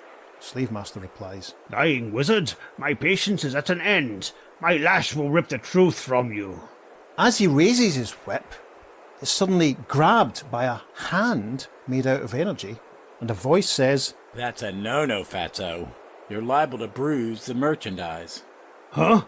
Great Ra! More wizards, they... The slave master says before Starman knocks him out with the handle of his own whip, which Starman manipulates with his cosmic rod. Starman says, "Next time, pick on someone who doesn't have his hands tied." Batman and Hourman get stuck into the other slave drivers. A Stripesy yells, "Starman, Batman, Hourman, how did you ever find me here?" To which Hourman replies, "We'll explain after we escape, Stripesy. Let's get moving." But before the weakened Stripesy can burst his bonds... One of the slave drivers produces a blade, which he holds to Stripesy's throat. He says, "Hold, magicians. One more move and your companion dies." Starman gestures and says, "Not if my cosmic rod can help it." But another voice says, "Then, wizards, you shall have your magic wand no more." What? And Hourman helpfully points out, "Starman, your cosmic rod, snared by a whip." Yes, and that's indeed what we see happening. How nice of everyone involved to do that for us. A defeated Starman says, "Sorry, Stripesy. Guess turnabout is fair play." "No hard feelings, fellas. You did your best," replies Stripesy. And the slave master with the sword says, "Enough chatter, wizards. Do you surrender? Or does my blade test his flesh?" Which Hourman says, "What choice do we have? You win." One of the slave drivers says, "Those who serve the Son of the Sun always win." The three newly arrived heroes are struck by the Egyptians and all knocked unconscious. The heroes go down with oomph. A slow dissolve. And when the three heroes crawl out of the darkness at last... Hourman, Starman and Batman, tied up with ropes, in a small room lit by a flaming torch on the wall. Hourman speaks first. "My aching head. Where did those dudes drop us anyhow?" Unless I miss my guess, we're smack in the centre of the pyramid, Hourman, in the Pharaoh's burial chamber. Starman looks exasperated in panel 4 as he says, "I've been trying to bring my cosmic rod to me by mental concentration, but it's too far from me." And Hourman looks down at the hourglass around his neck, which seems to flash and flare as he says, "And my superpowered hour is up. How are we going to get out of this?" And Batman growls, "Give me a minute to think." For a time, the Batman is silent, when suddenly... Batman uses his feet to snatch the hourglass from around Hourman's neck. Rex cries, "What the heck are you doing? I've had that hourglass for years." Better a new timepiece and a new lease on life, Hourman. Just hang on a second. There! Grab yourself a piece of the broken hourglass and start cutting through your ropes. "Right on, Batman," says Hourman. "I'll send you a bill for my egg timer." Moments later... The heroes are all standing, freed from their bonds. Starman says, "Done. Now our problem is finding a way out of this joint. As I remember, these tombs were usually built with maze-like passageways to confuse potential looters." And Hourman says, "And us, Starman. I'll take a miracle pill and punch us out an exit." Hold it, Hourman. This place will be an historic treasure someday. No, there has to be a better way. He turns to Ted, saying, "Starman, maybe you can't bring your cosmic rod here, but you still control its atoms. You've got to concentrate. Let the cosmic rod show us the way out." "I've never attempted it before, but, well, it's worth a try," says Starman. And it's I like the detail of Hourman's face being completely shrouded. Yes, just the hoods. Yeah, I bet he's raging still about his hourglass being broken. Fantastic. Above a small drawing of the pyramid exterior, the caption for panel 5 reads, "And try the Astral Avenger does. His face contorts into a mask of raw courage and grim determination until..." Panel 6, we see the sweat on Starman's brow as he concentrates hard.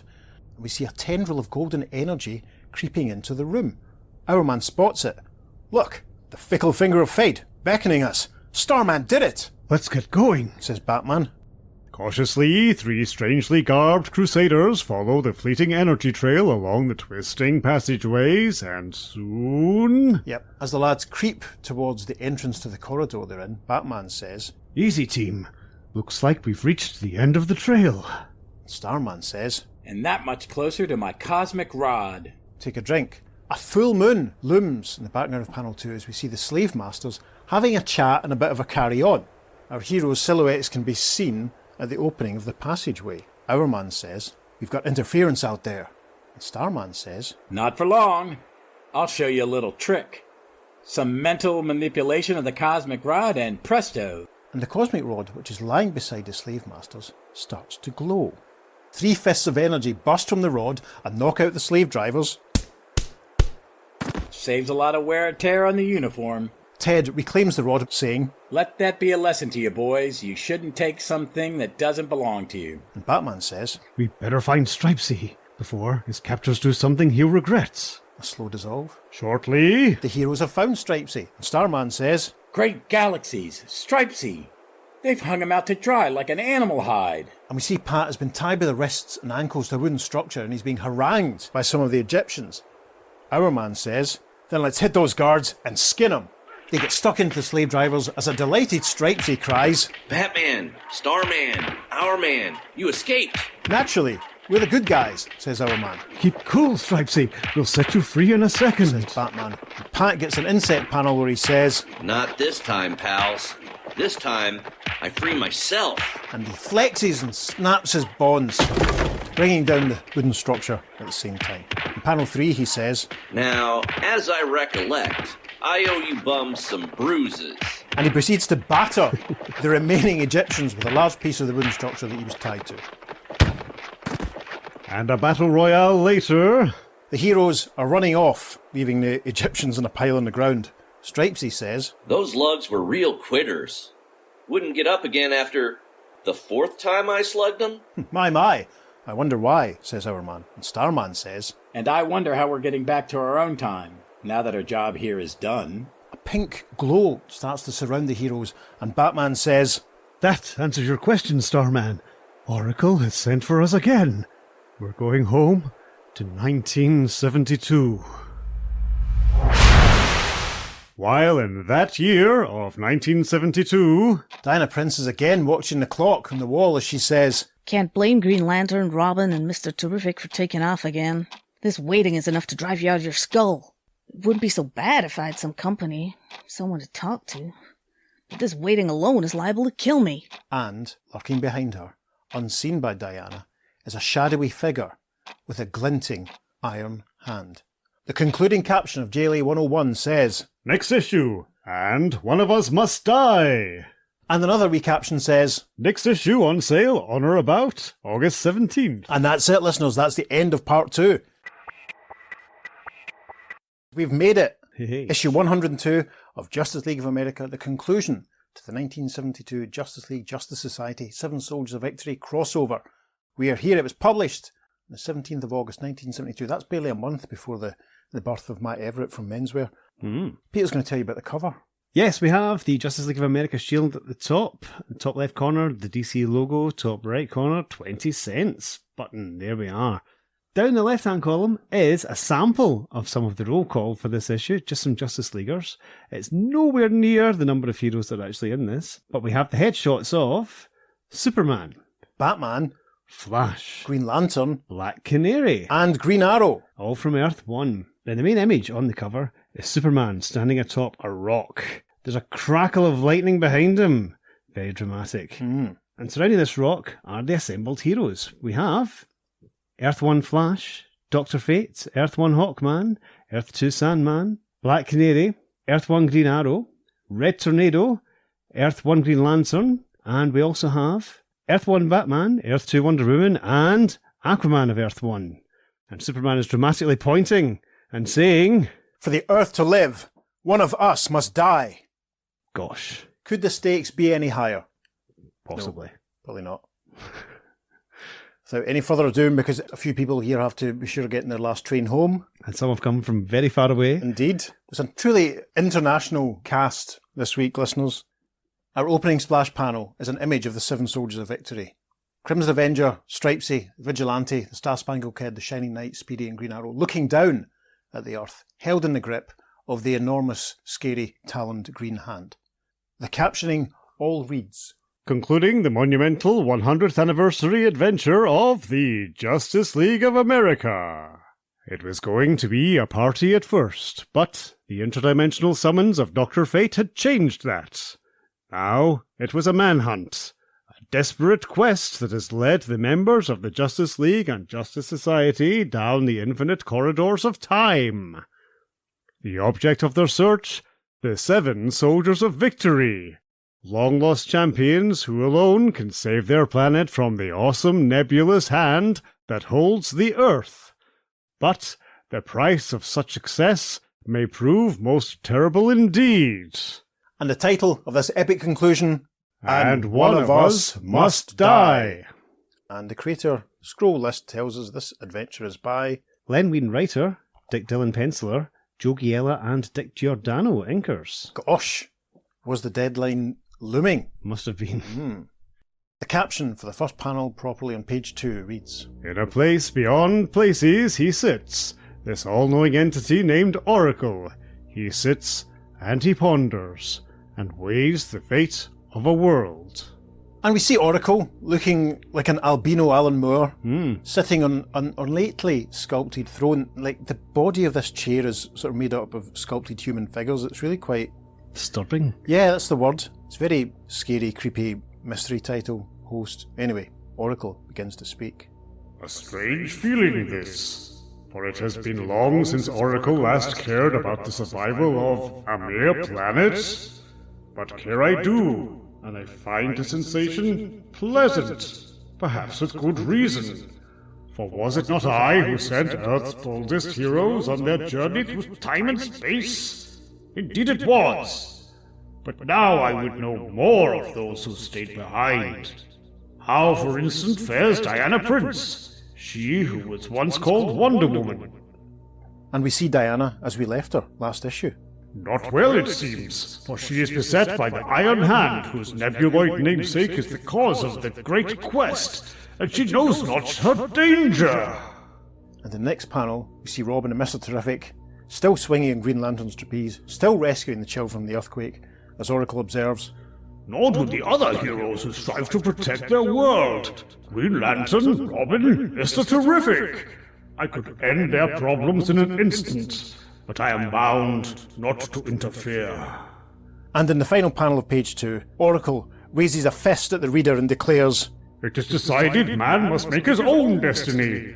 But if on this bleak day he falls in final defeat, a small part of Oracle shall die as well.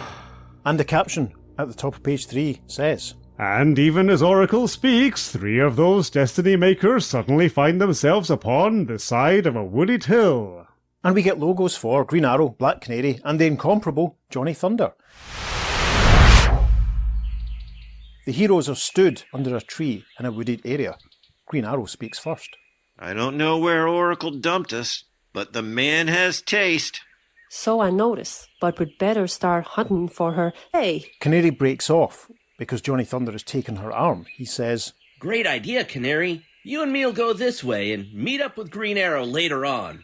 Green Arrow grabs Canary's other arm, saying, Hang on, Thunder. That's my lady you're bending. Your lady?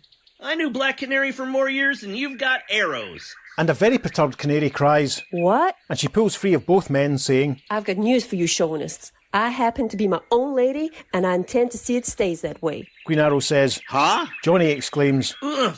And Canary finishes by saying, If y'all want to go hero hunting, fine. But if you want to play tug-of-war, find yourselves a new rope. Green Arrow has a very serious face at that. But Johnny has noticed something in the distance. He says, Hey, maybe we don't have to hunt. Look over there. Smoke!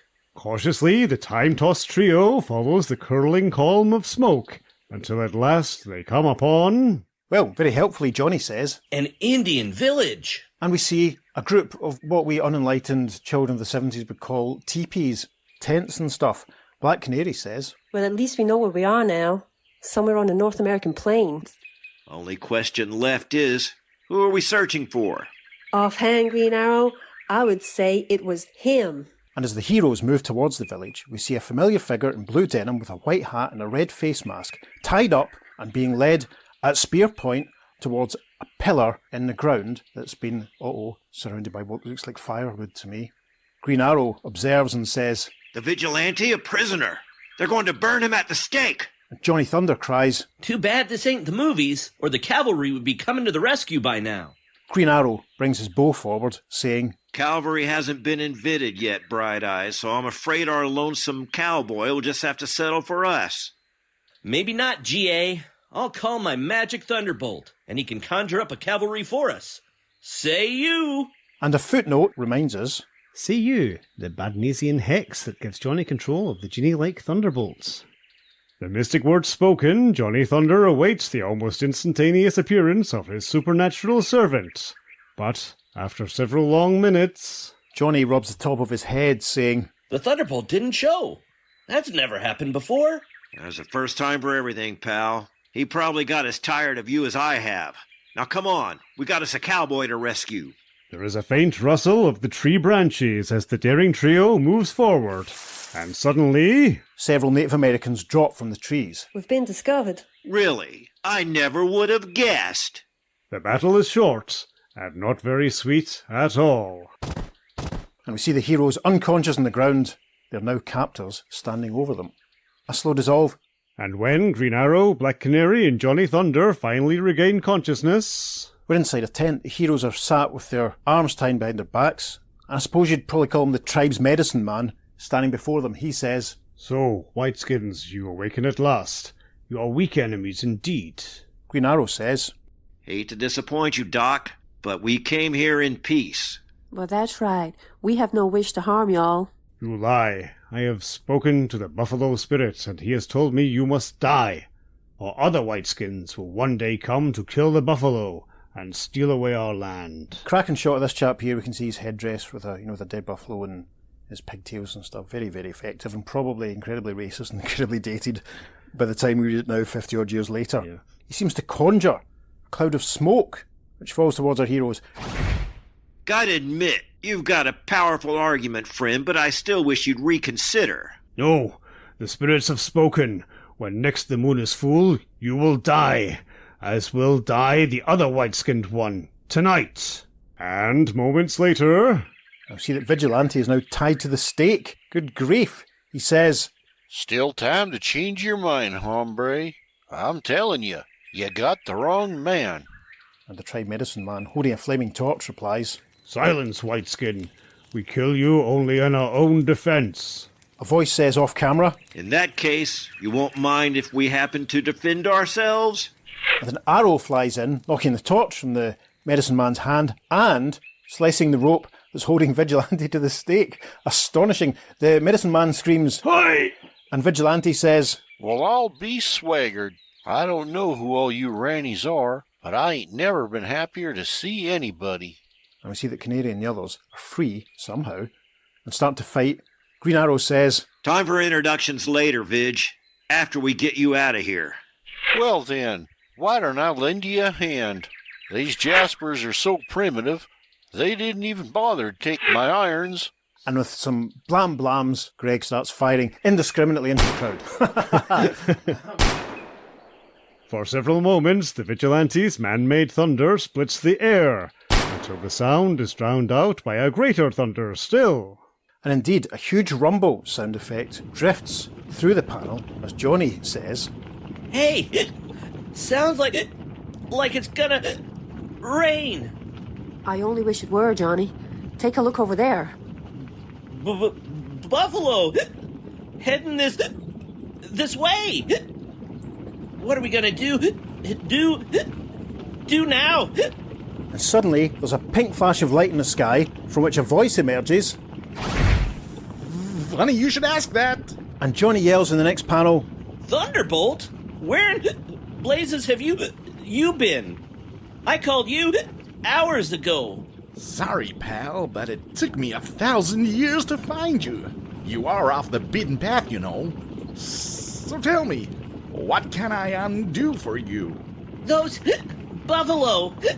You gotta stop them. Your wish is my command. As soon as you say those two little magic words. But I can't talk. That witch man's magic dust has given me hiccups. Sorry, O ruler of the ridiculous. No passwords. No magic. Say, you idiot! Do you want those monsters to trample us into corn mash? Do something! Them was the words, Chief. The bemused Thunderbolt studies the onrushing herd. Then, with a casual wave of his hand, he turns them into... Butterflies? You gotta be kidding. And as he gestures and causes this havoc, the Thunderbolt says, Look, I don't tell you how to run your business, do I? Besides, those bison will change back to normal when they've calmed down. Vigilante puts his hand on the Thunderbolt's shoulder and indicates the approaching tribesmen. Maybe so, but what are we going to do about them? That crew? I'll just... But suddenly, all five are caught up in a billowing cloud. Johnny says, Smoke, we're fading away. Thunderbolt, is this your doing? Sorry, pretty lady, but I can't take credit for this one. And it must be Oracle. Our mission here is finished, and he's bringing us home. Meanwhile, centuries away, 3 more strangely garbed men hurtle through the misty sky, their eyes carefully scanning the prehistoric terrain below. And we get the logos for Aquaman, Wildcat, and Green Lantern. Green Lantern is flying through a conspicuously pink sky, wearing Aquaman and Wildcat on a power ring created couch. Aquaman says, Still no sign of where we've ended up, Wildcat. And Wildcat, looking down at the very craggy and rough and deserty, boulder-filled landscape below them, replies, Afraid not, Aquaman. You can't tell one rock from another down there. Green Lantern creates a pointing hand with his ring, saying, Hey, looks like there's more than a rambling rock garden below us. And a pale yellow cloud can be seen in the background of the next panel as Aquaman says, Cavemen. Cro-Magnon from the looks of them. Wildcat says, Well, at least we know when we are. 50,000 years in the past. And we see down on the ground a group of spear-carrying cavemen, as if they were straight out of 1 million years BC. Green Lantern observes, Appears they've cornered some wild animal in that cave. Suddenly, a massive, distorted blue and red figure emerges from the cave, and Wildcat cries, That's no wild animal, Lantern. It's the Star-Spangled Kid. But as the dauntless trio swoops groundward to investigate... They all suddenly crash to the ground, Green Lantern saying, Brace yourselves! We're gonna splatter! And there's an oomph from Wildcat. When the hapless heroes regain their feet... What the heck happened to your power ring, Lantern? You forgot to recharge it? No, it's this blasted yellow fog. The area is thick with it, and my ring is powerless against that particular color. You can see the yellow fog drifting through these panels. Aquaman points behind them and says, Fellas, take a peek over there. We look over the hero's shoulders in panel 3 and see the speedy cavemen are approaching them. Green Lantern says, Uh-oh, without my ring to back us up, we're gonna have to fight our way into that cave. Fight? That's my speciality. Get ready to follow my lead. And in panel 4, the cat punched out 2 cavemen at once, saying, If we can't go past these guys, we're gonna go through them. One caveman falls back with an a sudden motion from the shadows, and... With a roar, massive roar, an absolute giant of a caveman looms into view through the yellow mist. Green Lantern points and says, Here comes somebody who wants to argue the point, Wildcat. And Aquaman says, And it'll be rough on anyone who disagrees with him. Well, I disagree with him, says Wildcat, and I want to know how his argument stands up against cold, hard facts. Basically, Wildcat confronts the giant, ducking, weaving, and punching, saying, Fact 1, this prehistoric Goliath moves like a week's supply of exhausted molasses. Crunch! Into the face of the giant caveman, and the caveman's enormous. Make sure you check out the foreign reprint covers I post for this story, listeners, for a slightly alternate take on what's going on in this sequence. Panel 3, Fact 2, he's arguing with the heavyweight champion of the whole wide world, and I don't like to lose an argument. And with that seems to be enough, the giant caveman goes flying backwards. The sky is darkening in panel 4, with the giant flat on his back. All the other cavemen are running off, to which Wildcat says, Hey, where's everybody going? I thought they wanted to fight. See that rain is starting to fall as Green Lantern says, Okay, Wildcat, you made your point. As Aquaman moves into the cave, he says, I suppose we start searching for the Star-Spangled Kid. Wildcat holds up a hand as he notices the change in the weather as he moves forward, saying, Why not? It's beginning to rain out here anyway. Moments later, within the great stone chamber... Inside the cave, the 3 heroes have spotted some large chunks of crystal. Green Lantern says, So that's how the kid managed that illusion. A primitive projector made of quartz and scrap metal. Ingenious, but where is the kid himself? And Wildcat points and says, hiding in one of those side tunnels, I bet. You're probably right. The question is, why? We find the answer to that when we find the Star-Spangled Kid. And with that, the heroes all start moving off down their own little passageways. And Wildcat says, checking this maze out could take forever. Let's each take a different tunnel, and meet back here when we've made the rounds. Long minutes pass as the three adventurers scour the cavern's countless corridors, until at last the Sea King spies... Aquaman thinks to himself, something in the shadows up ahead. The Star-Spangled Kid. And we see the Star-Spangled Kid hunched up in a smaller cave. As Aquaman approaches him, Star-Spangled Kid looks up and says, Who? Oh, like the stars, fellow human being. But how'd you find me here? I'll explain that later. What I want to know now is, why have you been hiding in this cave? To protect the future of the human race. I've got a terrible case of the flu. If even one of those primitive ancestors of ours were to catch the disease for me and die, it could alter the course of history. Aquaman puts a finger to his lips in the final panel of page 11, saying, Shh! That's rumbling noise. It sounds like a flood! The caves are suddenly filled with rushing, surging, pounding water. Aquaman continues, When it rains in this prehistoric world, it pours! The force of the water sends the Star-Spangled Kid falling backwards. Within instants, the raging torrent fills the rough-hewn chamber. Aquaman swims over to Sylvester, thinking, The water's impact has knocked the kid colder than a penguin's nose. Better get him out of here before he drowns. Then come back for GL and Wildcat. Like a salmon returning to the spawning ground, the underwater wonder pits his mighty sinews against the surging flood tide, and... Aquaman again thinks, difficult to make any headway against this current. For anyone else it would be impossible. Hope my partners in peril can hold out till I can get them. When suddenly... What? A great green goldfish bowl, enclosing us in a bubble of air. Seems I underestimated my colleagues. Aquaman and the Star-Spangled Kid are being borne out of the water. Swiftly, the glowing globe maneuvers its way through the floodwaters, bringing Aquaman and the Star-Spangled Kid into the company of... Green Lantern, but you said the yellow fog disrupted your power ring. Green Lantern and Wildcat are perched on a rock, in the rain, under the cover of a huge power ring-generated umbrella. Green Lantern replies to Aquaman, It did, but the driving rain washed the fog away. Hey! I see you found our pint-sized prize package! And Green Lantern bears Aquaman and Sylvester up so they are standing on the rock beside them. Green Lantern says, Then we've done all we set out to do here. All that remains now is for Oracle to bring us back again.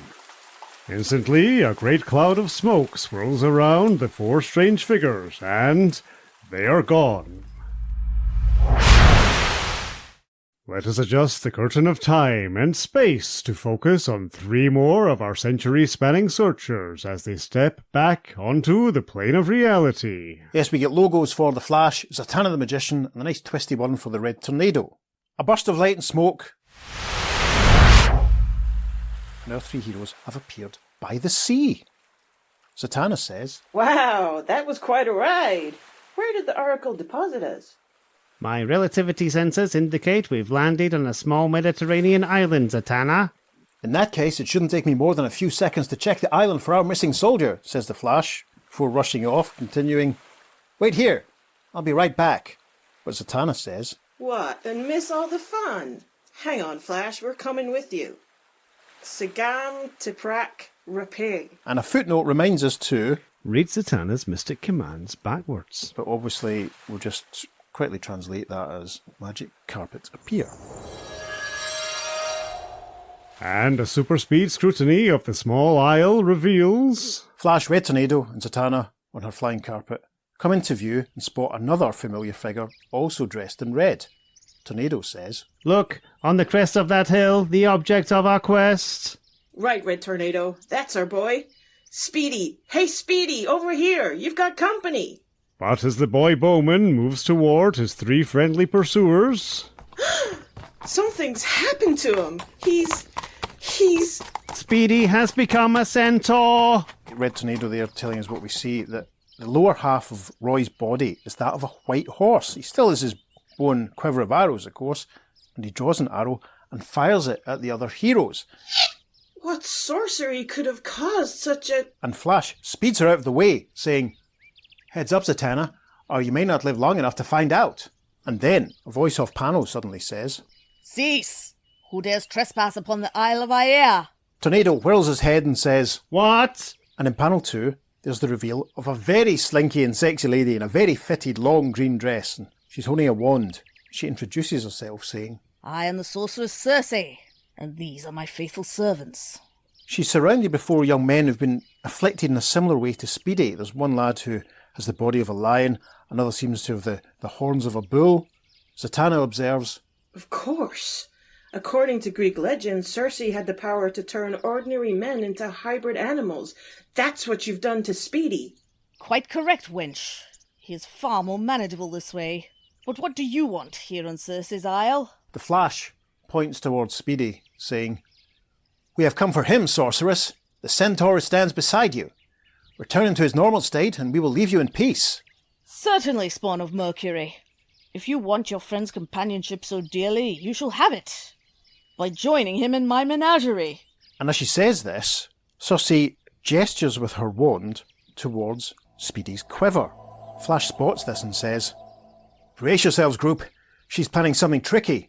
Speedy has drawn an arrow that glows with a pink energy. Circe says, "Indeed I am. I've enchanted the young bowman's shafts. Should an arrow so much as touch you, you shall become that which is most repugnant to you." Off panel, the Flash says, "She means it. Everyone, scatter. Speedy can't hit all of us." And 3 twangs of a longbow later... We see the Flash speeding away, being chased by a glowing green arrow, and he's thinking, "That glowing arrow's enchanted. No matter how I dodge and weave, it follows right along behind me. I'm starting to catch up. Better pour on the super speed." But even before the Crimson Comet can complete his thought, the blunt-tipped shaft strikes him squarely, and... The Flash is transformed.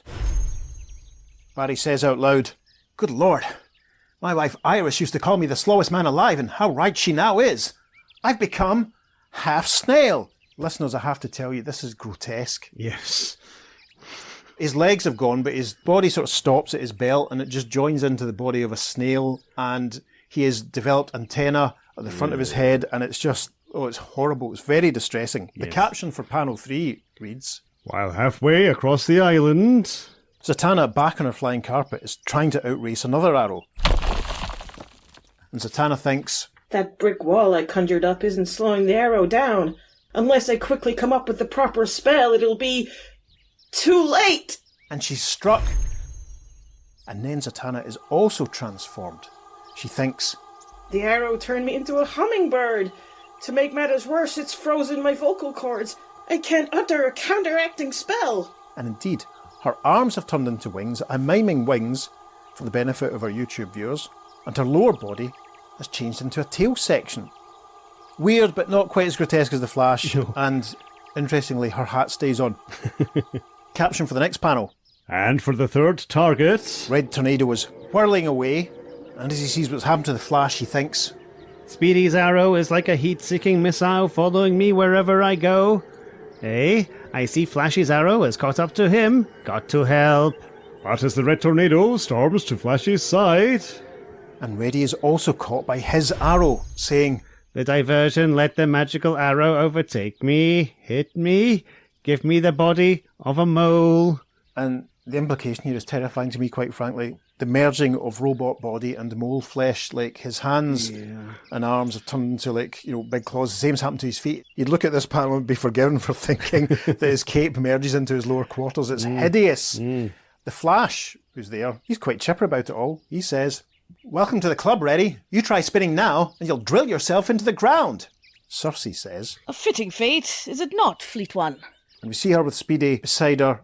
Flash says, "Circe, why have you done this to us? We meant you no harm." "No, you wanted my young centaur, and no one may touch what is Circe's with impunity. You shall remain as you are until you die, a fate not long in coming."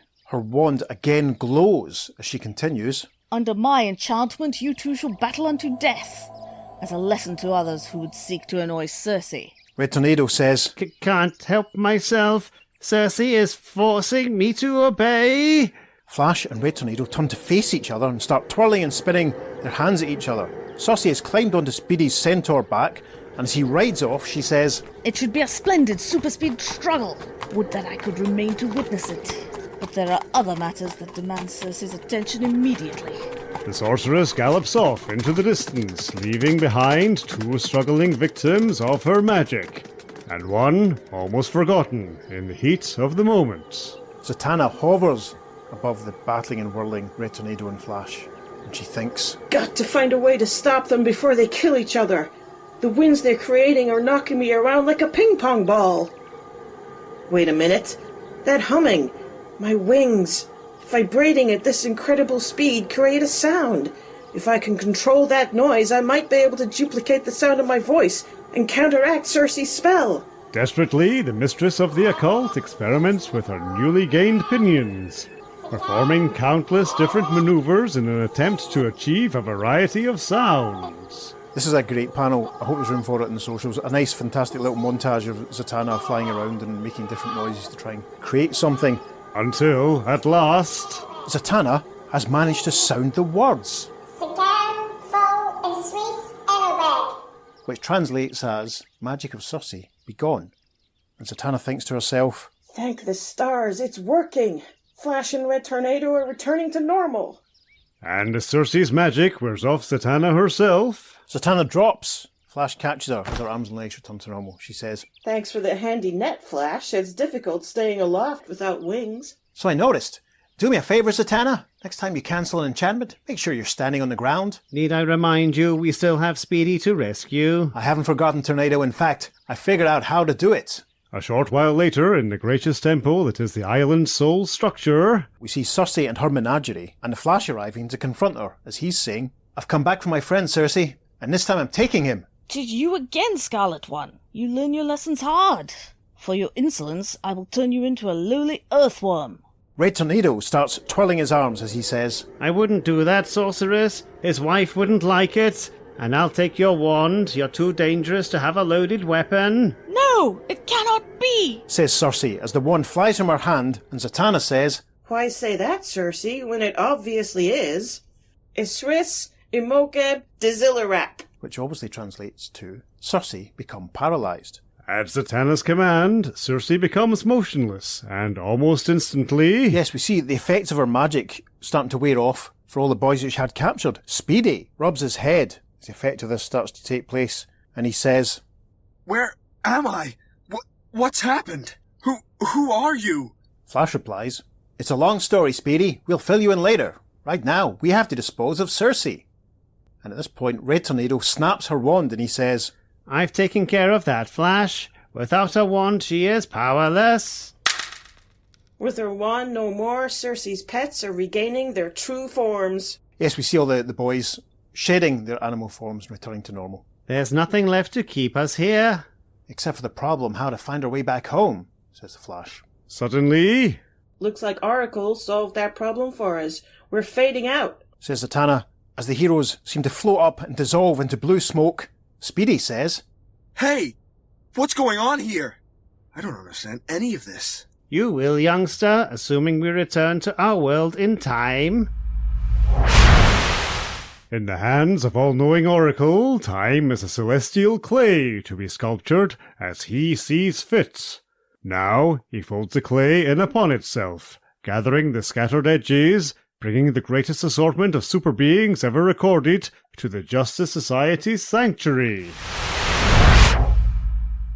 A very impressive image of all the heroes who've been rescued and all the heroes who've found them, all the members of the JSA and the Seven Soldiers and the special guest stars. I shall recap quickly. We see the Crimson Avenger, Sandman, Metamorpho, Hawkman, Dr. Midnight, Hourman, Starman, the Shining Knight, the Flash, Stripesy, Dr. Fate, Wildcat, Elongated Man, 2 Green Arrows, Green Lantern, the Atom, Superman, Batman, Red Tornado, if I haven't said him already, Aquaman, Zatanna, Speedy, Black Canary, Wonder Woman, Star Spangled Kid, Johnny Thunder, and Vigilante. And in the midst of all this, Superman says, all present and accounted for. And the Flash says, The 7 soldiers of victory together, once again. And then Johnny Thunders says, But if the 7 soldiers are all here, who's buried in the unknown soldier's tomb? And he's answered by Mr. Terrific, who arrives and says, We can answer that, Johnny. Green Lantern? Robin? Mr. Terrific? Where have you been? And then Robin answers, To the top of the Himalayas, where we discovered... But he's interrupted by the Crimson Avenger, who says, No, friend. Let me tell everyone what you found. The unknown soldier of victory is my aide and companion, Wing. It was he who died to defeat the Nebula Man. And if there is any justice in this world, he was buried where he fell, with honors. Green Lantern Alan Scott puts a supportive hand on a Crimson shoulder and says, He was indeed, Crimson Avenger. Holy men from a nearby temple witnessed the battle, and laid your friend to rest when it was over. He was as brave a man as ever lived. You've a right to be proud of him. Nobody'll live long enough to be proud, says Wildcat, unless we get to work rebuilding the weapon that Wing used to defeat the Nebula Man. And Wildcat is answered off panel by a voice saying, You'll do nothing, friends, if you value this pretty lady's life. Vigilante whirls and asks, Who? The owner of the voice is revealed in the first panel of page 20. As Superman exclaims, Diana, and the Crimson says, And the Iron Hand, our old arch-enemy. But that Jasper's supposed to be dead. Not dead, Vigilante, merely damaged, with an iron hand as proof. The Iron Hand is holding Diana Prince by the throat with his left hand and has the index finger of his right iron hand pointed at her head as he continues, An iron hand that shall scatter Diana Prince all over the countryside if anyone here is so foolish as to make a threatening move towards me. And in case you doubt my hand's power, and with that he points upwards, fires an explosive charge with a like that bit in Android Invasion when the Doctor asks if the finger's loaded. That's maybe Terry Nation read this comic. Diana suddenly tips forward, clutching her shoulder, saying, Please, you wouldn't. Oh, I think I'm going to faint. Huh? Exclaims the hand. For an instant, the Iron Hand is distracted. And that instant is all Diana Wonder Woman Prince needs. Diana whirls with a karate chop. She snaps the Iron Hand's iron hand, snaps over the wrist. He exclaims, My mechanical hand, you've severed it. Diana does a judo throw and flings the iron hand over her shoulder. He goes flying with an ah! Consider yourself lucky. I could have done that to your neck. As we arrive at the top of page 21, Diana twists the hand's left arm behind his back. Batman says, Costumed or not, you're still a wonder, Diana. Diana, not impressed. As she secures the hand on the ground, she replies, Save the compliments for later, Batman. Right now we need information. Talk, Ironmouth! Tell us how to stop that colossal hand of yours, or I'll take you apart a bone at a time. Yes, Diana is quite literally talking to the hand. He replies, Do what you want, lady. It makes no difference now. The controls were in my shattered hand. I couldn't deactivate my creation now, even if I wanted to. We're doomed, you bloody fools. Everyone is doomed, Dr. Fate says. Perhaps not, villain. And he turns to the Star-Spangled Kid in Shining Knight and says, If the 7 soldiers can recreate the weapon they built to destroy our earlier menace, the Nebula Man, what say you, soldiers? Can it be done? And the Star-Spangled Kid gets a nice big close-up as he says, It's a question of time. The weapon itself is a lightning rod of sorts, gathering nebuloid energy from space, then channeling it against the opposing nebula threat. But it takes time to charge completely, more time than we have. Superman replies, saying, You just build the nebula rod, kid. Let us worry about charging it. Sylvester replies, It's a deal. I'll get you a list of the materials we'll need. The ticking of the clock is a staccato death knell as the greatest heroes of 2 worlds are put to the test. Swiftly, the genius of the Star-Spangled Kid and his fellow soldiers of victory reconstruct the amazing Nebula Rod. And we see Star-Spangled Kid, Speedy and the Shining Knight constructing the device, which looks like very much like an enormous sort of metallic cake icer to me. Yeah. Is that fair? Yeah, it looks like something from Frankenstein's laboratory. Yeah, really, yeah, you can expect. It looks like some kind of big pointy conduit. Mm. And we see the Star-Spangled Kid handing the rod to Superman. I like the difference in size in them here. It's quite nice. It's cool. The captioning continues. Then the completed weapon is given into the waiting hands of Superman, to be carried into the endless depths of space, there to be charged with the awesome energies of the universe. And we see Superman, Dr. Fate, and both Green Lanterns in space. Dr. Fate is lifting one hand and the nebula rod is glowing, so that's presumably what's going on. And at last, mankind's final hope of survival stands ready to use. As the Crimson Avenger explains to everyone else, we can see the Red Tornado standing in the background examining the nebula rod. The Crimson is saying, "The nebula rod must be delivered by hand into the heart of the menace, but that produces a major problem, for nothing human could survive the resulting explosion." Superman replies, saying, "That's no problem. I'm invulnerable to everything." Ow! A little lightning burst blasts at his chest from Dr. Fate, who says, "Everything save magic, Superman." In the background we see the Red Tornado is still contemplating the nebula rod. Green Lantern Hal Jordan says, "Then I'll go. My power ring will protect me from the blast." Green Lantern Alan Scott says, "So would mine.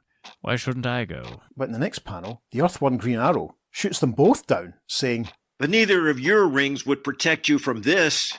A yellow wooden arrow. A combination of both your weaknesses." And Sir Justin, the Shining Knight, offers, "Nor would Merlin's magic armor protect me from destruction." And Green Lantern Alan Scott asks in frustration, "Then what exactly can we do?" But Batman answers GL, saying, "Nothing. The problem has been solved for us." Batman is holding a piece of paper. The Flash exclaims, "What? The nebula rod is gone!" Starman says, "And so is the Red Tornado." Black Canary, thinking ahead, says, "Oh no, he couldn't have." "But he did.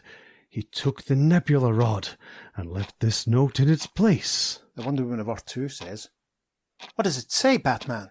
And, surrounded by other heroes, Batman starts to read. "My friends, when you read this, it will be too late to stop me. I have taken the nebula rod and gone to face my destiny alone. You said nothing human could do what must be done and survive. Then perhaps I have a better chance than most." Panel 4 shows the Red Tornado whirling through space with the nebula rod in his hand. In the distance is the Earth in the grasp of the giant green hand as Batman continues to read, "An android is not human. If I perish, all that will be lost is some circuitry and gears. If I am successful, I will see you all soon. If I am not, remember me, your friend, the Red Tornado." That's all it says. Batman scrunches up the note. Wonder Woman and Canary can be seen looking very distressed as Black Canary says, "Maybe it's not too late. Maybe there's still time to help him." "I'm afraid nothing can help him now." And the sounds of muffled weeping are lost amid the echoes of the blast. A slow dissolve. And a short while later, Superman, Starman and Dr. Fate flying back into view as Hawkman and Aquaman are watching. Hawkman says, "How did it go up there?" Superman replies, "They vanished. Both of them. The Nebulite Hand and Red Tornado." Starman says, "The force of the explosion must have torn each of them to atoms." A very sad and forlorn looking Hourman says, "All the times I put him down, consider him just a machine. He was more of a man than any of us." The Crimson puts a hand on his shoulder and says, "I know how you feel, our man. I lost a good friend too." And the final panel of the story shows the assembled heroes looking up to the sky as the Crimson concludes, "And somewhere, somehow, Red Tornado and Wing both know how we feel." And in the sky, we see large images of Red Tornado and Wing waving farewell to their friends. And a caption reads, "Next issue, a stranger walks among us." There we have it, the conclusion of the 1972 Justice League Justice Society Seven Soldiers of Victory crossover. We'd like to thank all of our friends and fellow podcasters for joining in and taking part. We hope you enjoyed contributing to this as much as I didn't enjoy editing it. In the meantime, make sure you follow us on social media on Facebook and Instagram. We're at the Earth2 Podcast, and at Twitter we're at podcast_Earth2. Absolutely. Be assured, listeners, when we get to Crisis on Infinite Earths, we are not going to be doing every single line of dialogue with everyone being voiced by a different character because that would kill us. Don't just get that idea out of your head right now. We'll see how we get on. But going forward, depending on the practicalities of it, we may do some more episodes where we have some guest voices. Obviously, there are other JLA JSA crossovers with Cast of Thousands, so we'll see how we get on with those. Maybe we will, maybe we won't. Time will tell. It always does. On that bombshell, I've been Peter, and I've been David. You've been listening to the Earth 2 Podcast. Transmatter cube activated. Return coordinates set for Earth Prime. It should be a splendid superspeed struggle. Witness I could remain to witness it. But there are other matters that demand Cersei's attention immediately. I look forward to us getting review bombed when Christine is unable to record Cersei's lines and we have to use your dialogue. It was really good, but the performance of Cersei by Peter really took me out of it. Sagam to trap. There you go. This is your first outtake. Sagam. Lend me your staff, friend. I'd better teach the local welcome wagon a lesson in hospitality. Hospitality? Come on, that's easy. I know. Have you been rehearsing? Lend me your staff, friend. I'd better teach the local welcome wagon a lesson. You've made me laugh now. Lend me your staff, friend. I'd better teach the local welcome